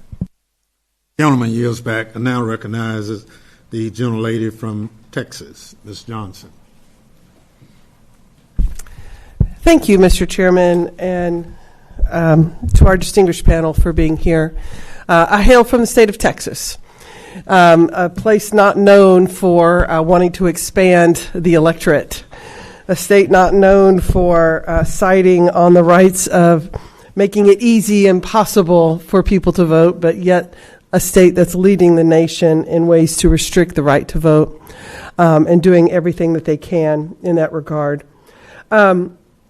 I think it's incredibly ironic that in the 250th anniversary of America's founding as a democratic republic, when we should be celebrating the value of its free and fair elections, Republicans have advanced multiple bills restricting every citizen's right to vote. Our democracy works best when every eligible voter has a clear and accessible path to cast the ballot, and I will always fight to protect that right. But there's a clear pattern of voter suppression being demonstrated by Republicans across the board. In April of last year, House Republicans passed the SAVE Act, which would have required proof of citizenship before registering to vote, creating a major obstacle for nearly 70 million married women who have a different name. And in Texas, we have thousands of people that don't have their birth certificates. You know, we have had Hurricane Harvey that has come in and destroyed millions of homes. And we've had hurricanes after hurricanes. We've had tornadoes after tornadoes. We've had so many weather events that have destroyed people's documents. And it is very difficult for them to get them again. Oftentimes some hospitals that, back in the 20s or 30s, they don't exist anymore. And some of these records have never matriculated up through accessible county records. And so this is a real significant issue. In December of 2025, Texas's governor and attorney general willingly passed over all of our voter rolls to the DOJ. And I've been still actively seeking clarity on how this data will be used and why the state has deemed it necessary to hand over constitutionally mandated control over elections to the federal government. And as a House Administration's member of the Subcommittee on Elections, I've requested that we hold a hearing on the DOJ leadership to further investigate this issue. But shockingly, Mr. Chairman, they have yet to respond, and they've yet to been willing to appear to hold their actions accountable. And then in March of this year, Texas held its primary with record-breaking turnout, but Republicans changed the rules on Election Day, where to vote and polling locations, manufacturing confusion and turning voters away. And I really want to talk about this for just a moment. So in Texas, in Dallas County, where I'm from, we've had countywide voting now for the last multiple elections cycles through vote centers. But the Republican chairman of the Dallas County Republicans objected, because we have the parties run our primary as opposed to the state running our primary, and objected to countywide voting on Election Day, and we made it precinct-only voting. The problem is no one knew where to vote. And they only did this in 2 counties, mind you, in the state. The counties where both of our Democratic Senate nominees were from. The county of Dallas, where Jasmine Crockett is from, and Williamson County, where James Tallarico is from. No other county in the state saw fit to have to mess with the elections to destroy the experience of voters, but only the 2 counties where we have a very competitive Senate race. So those voters may not have had a great experience voting in the primary. And it's, somebody explained it like this way: you go to your favorite restaurant and you can go there 100 times and have a great meal, and then the time you have a bad meal, you won't go back. So if we create a bad experience voting, are we going to have those people not want to come back to vote again in November. I just found it so coincidental that the only 2 counties in the whole state. So I have a bill called the Vote Act that I encourage you all to sign on to that requires notification of polling places. Now, would that be hard to implement? I mean, just to tell people where to vote? Please. No, you could go to @theMoIvory on IG right now and find it out in Fulton County, because it's just that easy to let our Fulton County voters know where to vote. We've had that information for weeks, if not months, when there is a change, perhaps because a neighborhood recreation center may have a leak in their roof, and then we can no longer hold it. We provide numerous forms of communication to notify voters of any change that might happen, and that has not And so happened. what are those forms of communication that you utilize? Because that's one of the discussion topics in our bill is what should be reasonable communication for an entity to notify a voter, oh, hey, your polling place that you've gone to for the last 20 years is no longer there, and you should go here. We send out notification through our neighborhood planning units. We, as commissioners, if any of those locations are in our district, we make sure to go personally, I do, to the neighborhood association meetings and let them know of the changes. We post it at our Fulton County Government Center. We put it on our website. We promote it on our TV channel, fgtv.com, and any other means that anybody can think of, TikTok, Instagram, Facebook, in-person meetings, town halls. I held 5 town halls in 2026 just to make sure that voters knew exactly what they needed to know about early voting, which started yesterday in Georgia. So our constituents, our voters in Fulton, are fully knowledgeable about any changes that happen. And of course, it's on our website that they can go to anytime. So it's very available. Well, thank you for that, because, we in Dallas County, for our primary that we just had, we had over 30,000 voters go to the wrong polling location. And many were not able to ultimately cast their ballot because by the time they got to the correct location, the polls had closed. And then they were allowed to, a judge had ordered an extension, so they cast a provisional ballot, but then Kim Paxton came in and took that extension away, so those ballots were not cast. Another thing that has come up that I want to bring up, and I'm really curious, so recently, what we've seen now is people who are very much alive and living and breathing have been taken off the voter rolls as being dead. And that's happening in Dallas. It's happening in Fort Worth. It's certainly happening in Texas. I have multiple examples of where that has happened just in the last recent weeks. Why is that happening? What data is wrong with how people are being taken off the rolls for being dead when they're actually very much alive? Well, we don't do that in Michigan. So this is a Texas problem. Yeah, it's a problem in states that are too aggressive in removing people from the rolls.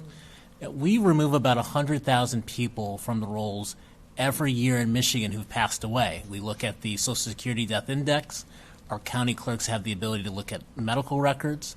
But it's a very distinct process to ensure that nobody is accidentally taken off the rolls.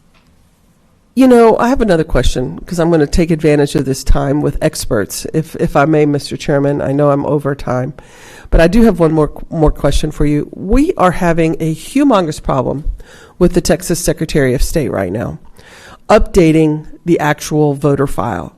So, for example, we just had a primary March 3rd. We have a runoff in a month. We know from the vote count that we had 72,000 people vote in my primary, for example. But the Secretary of State can only identify 53,000 of those voters. What is going on? And why is that? And what advice do you have for us to be able to push back and hold them accountable for why our voter file is such an epic disaster?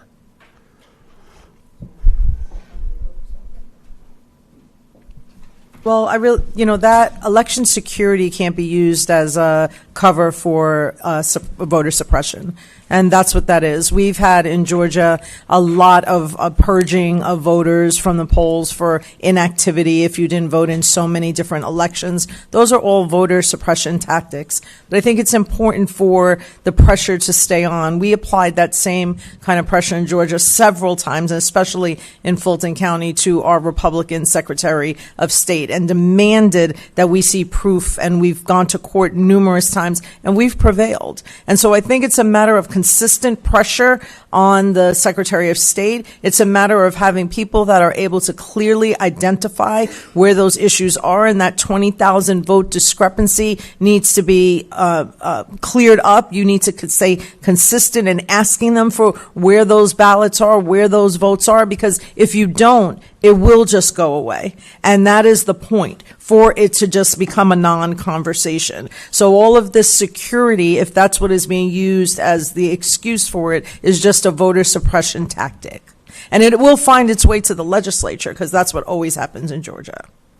Oh, yes, it will. Well, I thank you all so much for your time. Thank you for being, yes, ma'am. If I may just add, every problem that you identified underscores why we still need to push for the John Lewis Voting Rights Advancement Act. And so I appreciate Ranking Member bringing us here to focus on the very urgent issues of election security. But it's also just such a reminder about why we need restoration of the pre-clearance process.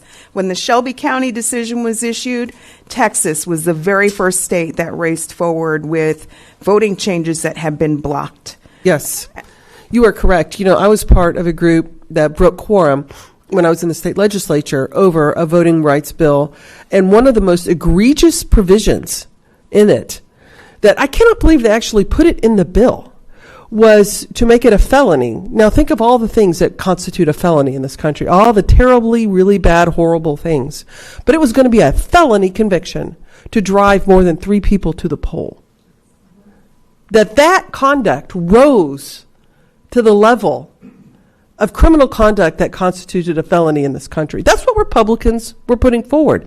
And that is why we marched our happy selves to D.C. and camped out for 6 weeks until they took that provision out. And because this kind of stuff is outrageous of what is happening. And I agree with you that at the last Congress, H.R. 1 was the John Lewis Voting Rights Act. And I hope that when we take the majority, that will be H.R. 1 again. Thank you so much. I yield back.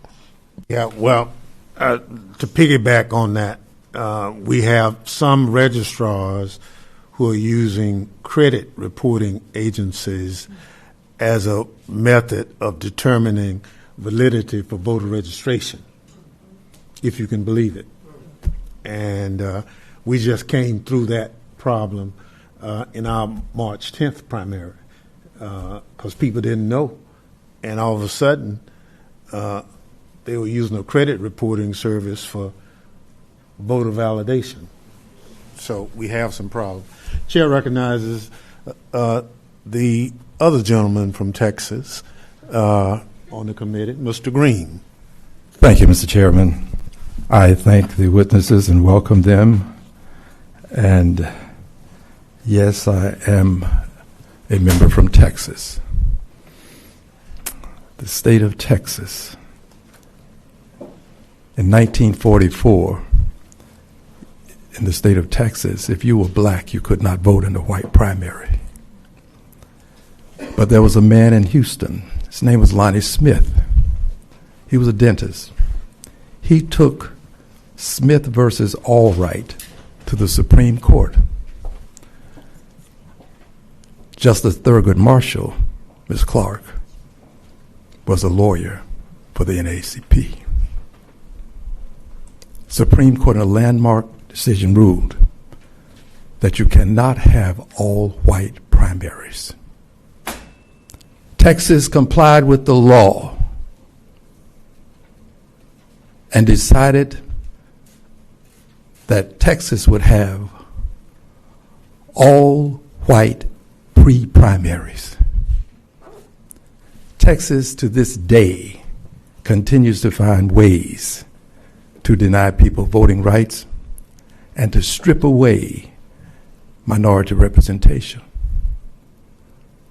The preeminent, superb example of this would be what has happened with Texas being the first state that the president required to deliver additional Republicans so as to preserve power in the United States Congress.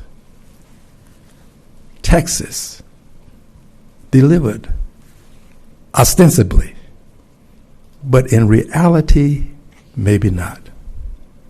Maybe not. Let me continue now with a predicate for a question.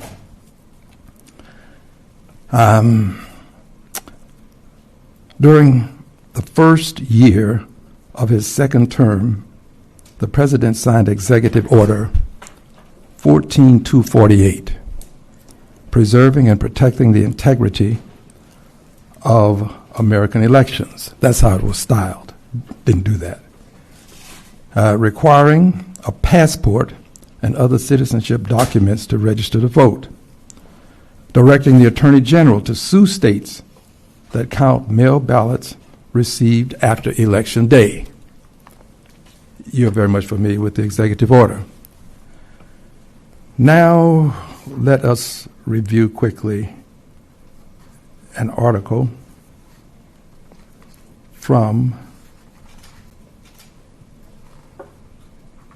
USA Today, November 4, 2025, 11:34 a.m. Eastern Standard Time, styled, "What did Dick Cheney think of Trump?" The late VP was a critic of President Trump. This is a quote. "There has never been an individual who is a greater threat to our republic than Donald Trump. Never an individual a greater threat to our republic. Given what he has done with this executive order, and given that we know that he tried to subvert and overturn an election, this will become the voir dire portion of our shadow hearing. As you know, voir dire is a French term. It means to speak the truth, or voir dire, depending on where you're from. So this is a truth-telling portion for you. Do you believe, I hate to ask you in this way, but it's a part of the predicate, do you believe that Dick Cheney's right? That Donald Trump is the greatest threat to the American Republic? If you so agree, would you kindly extend a hand into the air? All right, we have three people who do not agree that he is the greatest threat to the American Republic. So, Ms. Clark, NAACP is your bailiwick. Why would you contend that he is not the greatest threat? Well, what I will say, Congressman, is that the NAACP, for the first time in its 100-plus year history, recently called for invocation of the 25th Amendment because of the serious concerns that the organization harbors about his fitness and ability to carry out his duties for office. So, would you agree with me that that is a remedy? Yeah, it is an approach. Yes, that's a remedy. Yes. That's a remedy for a president who is not capable of fulfilling his duties. Right. I'm not asking you about the remedy. I'm asking you about the reason the remedy might be applied. Is he the greatest threat to the republic? He is indeed a threat, a grave threat to our democracy. Indeed. Okay. Would the democracy include the republic, Ms. Clark? Yes. Thank you. Next witness, sir, you did not indicate that he's the greatest threat to the republic. I will certainly agree that many actions the president has taken are a threat to our republic, and the executive orders that attempt to extend presidential power over our elections are a deep threat, and they are clearly unconstitutional. But I also think our system is resilient, and I think at the end of the day, the Republic is going to win out in this battle. But you're indicating now that the system can resist the threat. The question isn't whether the system will manifest itself in such a way as to resist the threat. The question is, does the threat exist? Is he a threat? Is he a threat to the Republic? Yeah, I think there is no question that the actions that he has taken are a threat. There's no question about that. To the Republic? Yes. All right. The next witness, please. Thank you. Yes, I think I would certainly agree with Ms. Clark and Mr. Norden that the actions President Trump has taken, both with respect to the 2020 election, with respect to elections in this term, are a grave threat to the Republic. I think it's important to remember that, though, that he is part of a political movement, and that movement is embracing these policies kind of collectively, and so we shouldn't look solely to him as an individual as the source of the threat here. I would not look to him solely as the source of the threat. But would you agree that the threat that these individuals are a part of, that threat emanates from the highest office because he has the influence to manipulate, and in fact, many of them are doing it because he is the threat, and they do support him. Do you agree? I would certainly say that the federal government is posing led by President Trump, is posing a grave threat to the elections this fall. So we all agree that President Donald Trump is a threat to the Republic.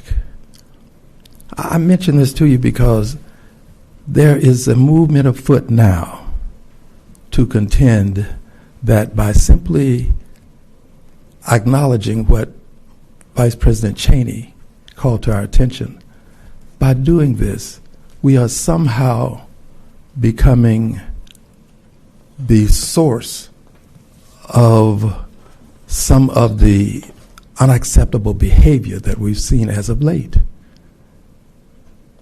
There is a movement afoot among colleagues across the aisle and many persons who are part of this movement that you've referenced to somehow twist the facts and turn reality on its head and conclude that by being truthful about a circumstance that exists, we are creating, and I will say we because I sincerely believe that he is the greatest threat to the Republic.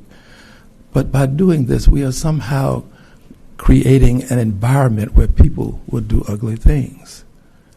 I think we have to resist this. I don't think we can allow what he did to DEI, what he has done to Black Lives Matter. We can't allow him to now subvert the truth and somehow convince people that by telling the truth, we're responsible for dastardly deeds done. We have to resist. And a part of the resistance is to say that he is a threat to the Republic, which means he's a threat to democracy, which means he is subject to a remedy that the Constitution affords us. The framers of the Constitution were brilliant, regardless of what you say about them in their private lives and how they behaved. They were some brilliant people. They developed a constitution for a time such as this and a president such as Trump. They did, because they placed in that constitution a means by which, one of course being the amendment was mentioned earlier, a means by which a president can be removed when we're beyond the phase of electing. He's already in office. We're beyond that. But they gave us a remedy. And that remedy is impeachment. He has committed impeachable acts. The empirical evidence exists. The question isn't whether there is a way to deal with his dastardly behavior. The question is, do we have the will? Do do we have the will? That's the question. I yield back my time. Gentleman yields back. Chair now recognizes young lady from New Jersey, Ms. Mahiha. Thank you, sir. May I? Yes. I hope I did. You did perfectly. Okay, good. Thank you. Thank you, Ranking Member Thompson, for convening this critical hearing, and thank you to our witnesses. You know, as we know, we are marking the 250th anniversary of our nation's founding, and we find ourselves in essentially facing a constitutional crisis. I agree with my colleague that the president is a great threat to the republic, and I also agree, sadly, that he is but a head of a movement's hydra. Sadly, one factor in a movement that is content to strip the American people of their rightful place in a participatory democracy. We know that we're confronting forces, again, headed by the highest office in the land and willing to undermine our democracy, subvert our Constitution, and undermine the will of the people. President Trump, I agree, has not hidden these efforts. In 2020, he denied the results of a free and fair election. He made baseless claims that helped fuel an attack on our nation's capital on January 6th. And since 2016, he has repeatedly pushed unsubstantiated allegations of voter fraud, casting doubt on our electoral system, everything from mail-in voting to certified outcomes, frankly, everything in between. I'm going to jump right into my question because in order for us to protect our democratic institutions, we must ensure that we have an informed and engaged electorate. And so I wanted to ask our notable witnesses a couple questions. The first one is, what voter education partnerships or plans should we be fully apprised of and, in fact, participate in? How can we ensure that the American people are not only well-versed in the problems that we face, able to recognize the instances in which their freedoms are being encroached upon more readily, more quickly, but also understand what levers are available to the American people? That's question one. And then question two are, what key actions should willing and aligned state and local actors, elected officials, undertake in order to uphold the integrity of our elections? So this is very much a question of what do we need to know and how do we scale that information effectively so that we make better demands and take better actions to protect our democratic institutions and the integrity of our electoral system. And I would love to hear from all of you. I'm sure you have different vantage points, if that's okay with you. That's a great question. Well, I think the first thing I would say is that every single one of you in this body has a voice to allow the people in your constituencies to know the critical information. Number one, there are multiple methods of voting. There's early voting, there's vote by mail, and there's, of course, voting on Election Day. And we do that by design in Michigan to ensure that everyone has an opportunity to vote. And so making that clear to people that those options are still available to them is important. The Trump administration, and I say this again, does not have any power to prevent a single eligible citizen from voting. And in these times when the president is deliberately trying to undermine that security and cause people to have fear, it's important that we all carry that message. And there are groups like the ACLU, the NAACP, that are doing work to ensure that individual voters have those reassurances.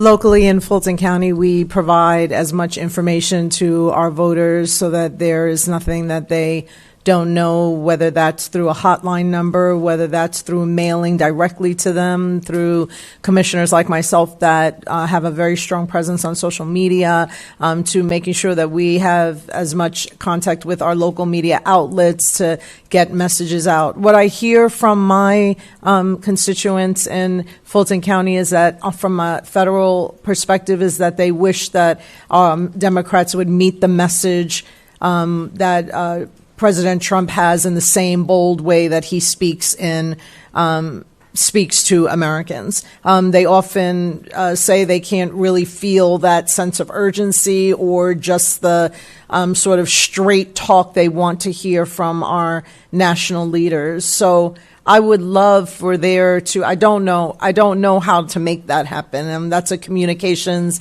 messaging piece that has to be perfected. But what I hear is that they would just like to see a stronger message from our national elected officials to say, because I know they know the work is being done. They know the fight is there. But everybody might not just see one representative on, say, a late night show, or might not just follow one. They would just want to hear that in a real straightforward way. And that's the comments that I get. Why aren't they fighting harder? But it's not because you're not. It's because they're just not getting that message. So I try constantly to come to things like this so that I can take the message back, and I want to be able to make that even louder in the targeted counties like Fulton County that President Trump is obsessed with. So I just love to hear it louder and in a more straightforward way for constituents. Thank you, Congresswoman. The NAACP believes that the solution is a combination of legal advocacy and civic engagement. And that is the model that we have employed for decades. In 2024, we recruited and trained more than 100,000 volunteers across a dozen core states. We reached more than 14 million Black voters through direct contact, phone banking, digital organizing, and mail. And we believe that all of this is scalable across the country.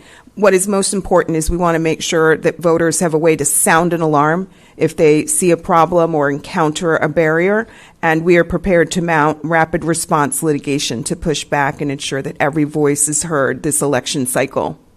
May I ask a follow-up question to the points you made? You mentioned that you've trained 100,000 volunteers. Could you give some details on what sort of training you have offered, and perhaps how we can plug in or be a resource in expanding that sort of training to our own constituents? Yeah, all of the training is kind of structured to the particular laws in a state, the particular challenges that voters have had historically. We look at voting rights trends. We host community town halls and education forums to make sure that we are, tailoring the message for voters in that community and training volunteers appropriately to meet the needs of voters in those areas. I'll mention a couple of things in addition to the great work that the NAACP is doing. I know the League of Women Voters is planning on recruiting tens of thousands of election observers around the country, and I think that's going to be a very important thing for these midterms. I think more generally, making sure that voters know the various ways that they can vote and encouraging them to vote as early as possible is going to be critical this year. And I'll mention a last thing for election officials in your communities. There are a couple of projects that the Brennan Center is working on. One is with Protect Democracy and R Street. It's a bipartisan effort to coordinate work between law enforcement and election officials so that they are planning ahead of time and law enforcement understands what its role is and is not in elections. And I think planning between election officials and other agencies within their localities and states is critical. And another piece that's really critical that has been missing until now because it hasn't frankly been as necessary is for local government counsel to understand election law and what their role might be in the election if the Department of Justice shows up, or if the FBI shows up, or somebody else shows up, DHS, with a subpoena, and to understand what the proper response is. And the Brennan Center has been doing continuing legal education for county and town attorneys on these issues, and has also started work with R Street and the Bipartisan Policy Center to start going around the country briefing counsel and election officials on the relevant laws that, unfortunately, they may have to know that they've never really had to know before in terms of what the federal government can and cannot do as relates to elections. So we know that deceiving the public about the trustworthiness of elections is the first step, and maybe the most important step in the effort to subvert election results this fall. And all of us have a role to play in combating that and defeating that threat. I think one thing that members of Congress and other leaders can do is help people understand what is their role, what are the opportunities for people to get involved, and ensure we do have a free and fair election this fall. That could mean sharing education about how to vote for individual voters, but it also means that there's an opportunity to build relationships with state and local officials to identify where there are needs for poll workers, or to connect with civil society and understand where are there programs where citizens can participate in ensuring that we have a free and fair election this fall. And as folks are increasingly, I think, concerned about the threat that's posed to our elections, one thing that is a role, I think, for members of Congress to play is helping connect folks who are concerned with opportunities to take action. I just want to add one thing. Every cycle, there are congressional observers in the field during Election Day and during election periods to observe how things are going. I urge you guys to continue that, and also that if there are congressional observers from the other side of the aisle, that you match them out in the field and never allow them to be alone.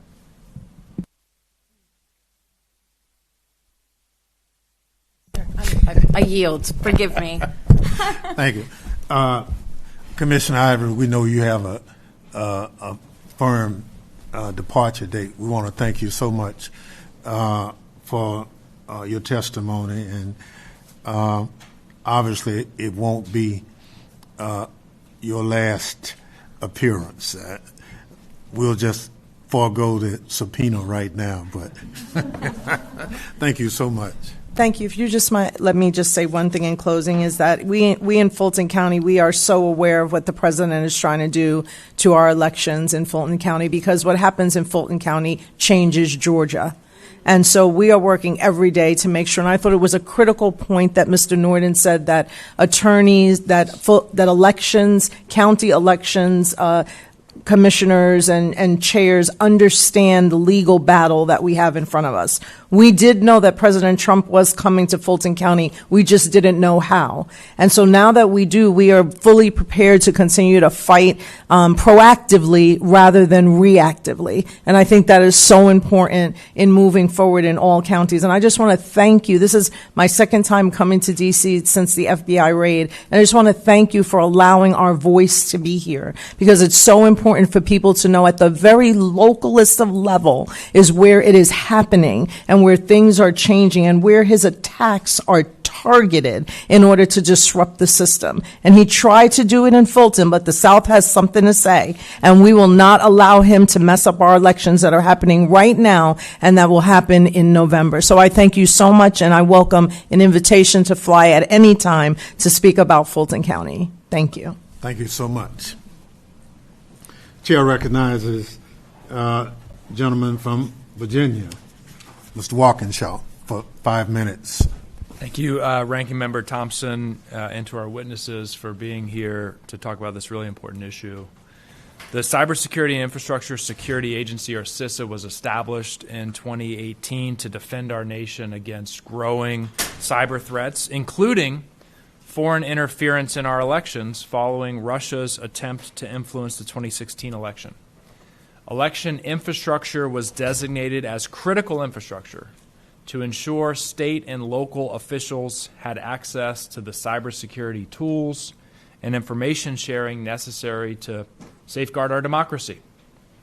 And CISA delivered on that mission. It provided no-cost cybersecurity services to under-resourced election officials, supported threat intelligence sharing through the Election Infrastructure Information Sharing and Analysis Center, and helped states prepare for and respond to cyber incidents in real time. But that commitment to election security changed when President Trump lost the 2020 election. Instead of accepting the results, he promoted his big lie conspiracy theory to undermine confidence in our democratic process. And when CISA Director Chris Krebs affirmed that the 2020 election was secure, he was fired by tweet just days later. And that moment marked a turning point in our commitment to election security. And today, President Trump took the Doge wrecking ball, the chainsaw, to CISA, slashing its workforce, dismantling its election security programs, eliminating trusted partnerships with state and local officials. CISA no longer provides specialized election security support, no longer funds the Election Infrastructure ISAC or the multi-state ISAC, and has effectively disbanded its election security team. At the same time, Trump administration uses baseless claims of fraud to justify unprecedented federal overreach into other areas of election administration, trying to nationalize control of our elections, intimidate election officials, and interfere in state and local processes. Those election officials, including some here today, face increased threats, fewer resources, less trust. More than half of them say they're concerned about political interference in the administration of their elections. They worry about their own safety, their own physical safety and ability to do their jobs. I think we have to be clear. Donald Trump's lies and actions are not about election integrity. It's about political power. CISA was built to protect our democracy from, among other things, foreign threats and adversaries. It's now being dismantled because patriotic public servants refuse to validate Trump's false claims and undermine the will of the American people. That's what's happening. I want to start with Mr. Norden. Can you just share from your perspective and your work how the hollowing out of CISA's workforce and the elimination of these key election security programs make it harder for state and local governments to administer the upcoming election safely and securely? What are the specific risks that these new gaps created because Donald Trump didn't like that Chris Krebs wouldn't validate his lies about the 2024 or 2020 election? What are the gaps that have been created?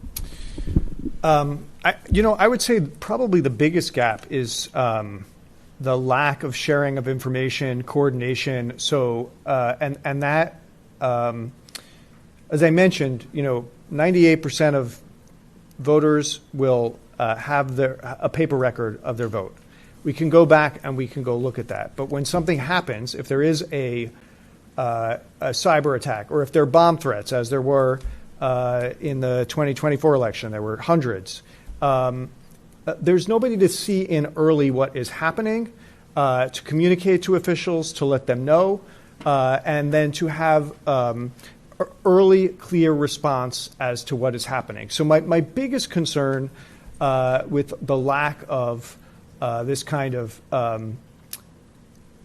coordination and service is that it will be another hit to public confidence in our system, because if and when something happens, it's going to be much more difficult for the American people to get a clear message, right? People may not have liked it, but following the 2020 election, CISA and other agencies in the federal government communicated very clearly about what they saw in the election, and I think that was an extremely important message to hear. I will also say, when we asked election officials in our poll, what are the government services that you think are most important? The things that rose to the top are the things that CISA used to do. So, cybersecurity training, finding out about what are the trends right now in security that they should be aware of, what new is happening. That is not happening at the same level. There are NGOs now that have stepped in place to some extent. So they're former CISA people working for the Election Security Exchange, and they are reaching out to election officials. But it just can't be at the same level. So when you have evolving threats, you have AI, you have other things, it's just going to be more difficult to see into what's happening and then to respond in a way that is reassuring to the public. Mr. Adabi, how have these cuts to CISA's election security programs, from your perspective, impacted your ability to prepare for and secure the upcoming elections in Michigan? Yeah, it's been very damaging. We had CISA employees and officials work alongside us in table talks, exercises, actually go to physical places where voting was taking place, where votes were being counted, and assess the physical security. All of those relationships have been destroyed. We've had instances where our local election officials have been corresponding with members of CISA, and then all of a sudden there's no response because presumably that person has been fired. We are not an intelligence gathering operation, and this hurts us very badly. Ms. Marsden, I'll give you the final word during my time here. We know that these programs worked, that they were effective, cost-effective. We know that the threat, if anything, has grown in terms of cyber threats to our elections. I'll ask you to maybe try to divine a motive here, but why would the Trump administration completely walk away from these programs that succeeded in helping our state and local election officials secure our elections? Why would they do it? We've talked a lot about how the administration is spreading disinformation and misinformation about our elections, but the other flip side of that coin is that they are eroding sources of high-quality information about our elections and election security. So the attempts to gut, so the gutting of CISA is one good example of that. But I think you can also see a connection here to some of the attacks that they are making on the news media and media organizations, as well as other critics of the administration. So Chris Krebs himself, he was fired in 2020, but last year he was also the subject of an executive order directing an investigation into him personally, and those attacks on critics, prosecutions of critics, look like an effort to silence those who will tell the truth. Yield back. Gentleman yields back. Chair recognizes the gentlelady from New Jersey, Ms. Poe, for 5 minutes. Thank you. Thank you, Mr. Chairman. Thank you, Chairman Thompson, for organizing this hearing, and thank you to our witnesses that are here today. This is a very important hearing, so I'm really very happy to have the opportunity to not only meet you, but also to hear and have you all share your information and your insight on this. You know, at every single turn, President Trump has sought to undermine the confidence in our election and voting systems. In 2016, the president told voters that he didn't win. That it was because the election was rigged against him. So imagine, after losing to President Joe Biden in 2020, he concocted the big lie of fake widespread fraud that led to violent insurrectionists attacking our Capitol and police on January 6th. Now that he's back in office, President Trump has installed election deniers in key posts across his administration to undermine our elections. In fact, it seems that refusing to acknowledge that Trump lost in the 2020 election is a prerequisite for being in a senior role in this administration. In January, I asked Trump's director of cybersecurity, the man in charge of ensuring federal elections, to making sure that he was the person in charge of securing federal elections, are a simple question. Did Donald Trump win or lose the 2020 election? And you know what? He absolutely just refused, literally refused to admit that Trump lost. Make no mistake, countless officials have repeatedly refused to confirm election results while under oath in other congressional hearings. We've seen that. To all the witnesses here today, I'd like to ask you, this is a yes or no question. Are you equally concerned that the false claim that Donald Trump won the 2020 election has become normalized by officials across this government? Yes, I am concerned. Yes. Yes. Yes. Thank you. So, if so, what is your one recommendation that you have to debunk these baseless claims of election fraud and ensure that the public that are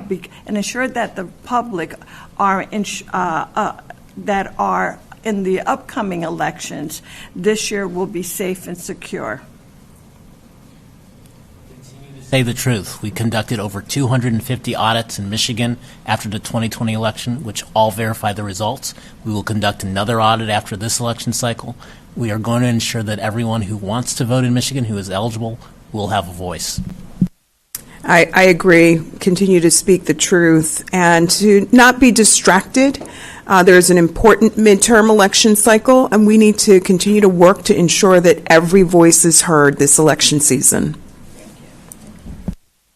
I would agree with that. I think it's important for all of us to be supporting our election workers and election officials who are making sure that we have free and fair elections. And I would just repeat what the Deputy Secretary said. As I said earlier, 98% of the country, we have paper records for votes. We can always go back and look at them. That should make people feel very secure. That if people are allowed to go vote and cast their votes, we're going to have accurate results. Thank you for that. I agree with that, and would only add, in addition to telling the truth about the many layers of security and verification that are built into our system, I think it can be important to explain why the administration is telling these lies, that these falsehoods are part of a campaign to cling to power. It's not just a battle over the facts. There is a strategy at play. All of you for sharing your thoughts on that. You know, just last month, President Trump issued a sweeping executive order directing federal agencies to create a list of so-called verified citizens and restrict the ballot access only to those individuals on the list. This illegal power grab would make it harder for Americans to vote. That is why many state officials and legal experts across the country have condemned the order. Several weeks ago, I led our entire New Jersey Democratic delegation in a letter to the Postmaster General calling on the U.S. Postal Service to reject any implementation of this illegal executive order. Mr. Adavier. This executive order would direct federal agencies, including the Department of Homeland Security, to create lists of eligible voters and then send them to states like yours. What concerns do you have with the federal government telling you, sir, who is in your state is eligible to vote and who is not? How would this order suppress voting participation in your state? Devastating. One thing to note is that the federal government does not have a complete database of who is a citizen in our country. One problem is that the Social Security Administration did not start to consistently take citizenship information of people who were born before until 1978, of people who were born in this country, to ensure that they were listed as a citizen. So that group of people born before 1978 is 4 million strong in Michigan. That's half of our eligible citizens.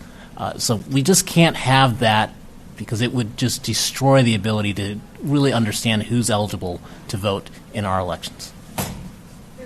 I just want to follow up that answer with something that I just heard. Perhaps maybe you can help to debunk this as well.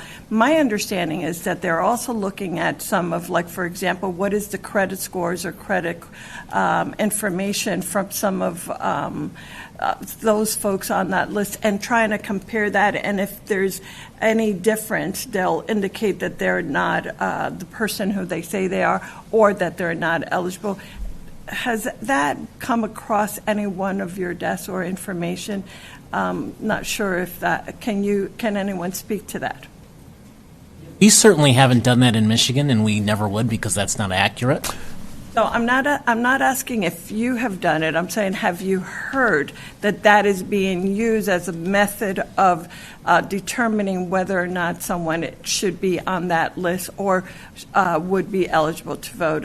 It looks like Ms. Clark, would you? Yes, very, very briefly, Congresswoman. Yes, we have seen this. We believe it is unlawful. It violates the National Voter Registration Act, which sets forth very clear parameters that should guide states in their efforts to ensure that their rolls are accurate. And Ranking Member Thompson mentioned a similar effort afoot earlier in this hearing, and this likely violates the NVRA. And with respect to the SAVE Act, there is a strong and robust effort to hold the administration to account for this in the courts. The NAACP, along with its partners, is suing to stop the executive order that you mentioned earlier. Thank you. Thank you so very much. Clearly, it's important for all of us to understand that the right to freely vote in our election is without question a fundamental, it's fundamental to our democracy. And I just want everyone to understand that I am truly dedicated to making sure that everything that we can do to protect the rights of every single person who is able to vote are given that opportunity, and that they're able to exercise their civic responsibility. And that's what we should certainly look to do to protect every single voter all throughout the country. Thank you, Mr. Chairman. I yield back. Thank you very much. Our Secretary of State did that for the last primary in Mississippi, so I want to give credit where credit's due. But our state NAACP head, Charles Taylor, is taking the lead on making sure that that's not the case. And so one of the reasons we had to have this shadow hearing as Democrats is our Republican colleagues wouldn't hold the hearing. And we think, given the upcoming midterm elections, the executive orders, and things that we see and hear every day causes us enough concern that we put this shadow hearing together. We could not have found a finer panel of witnesses. There's no question. What you've told us today become part of a record that we plan to use. We plan to highlight it with not just the Democratic caucus, but the community at large. And it's very helpful in that respect. I'm one of those persons who was federally registered to vote because my city clerk wouldn't allow black people to register in my hometown. There's so many reasons why I'm personally involved in it. And I'll give you one caveat. I became mayor of my little hometown in 1973. And fortunately, I won, but the local losers took me to local court. On the morning of court, we removed it to federal court because of the Voting Rights Act. The judge said to the people who brought the charge of contesting the election, said, well, they've taken it out of my hand. I can't do anything for you now. Now, that was the person who was going to make the determination on the case. Had it not been for the Voting Rights Act, I probably would have not been able to serve as mayor of that little town. So there is a place for federal legislation to ensure not just access, but participation in the process without fear of intimidation or anything else. And so that's why the John Lewis Voting Rights Act is important.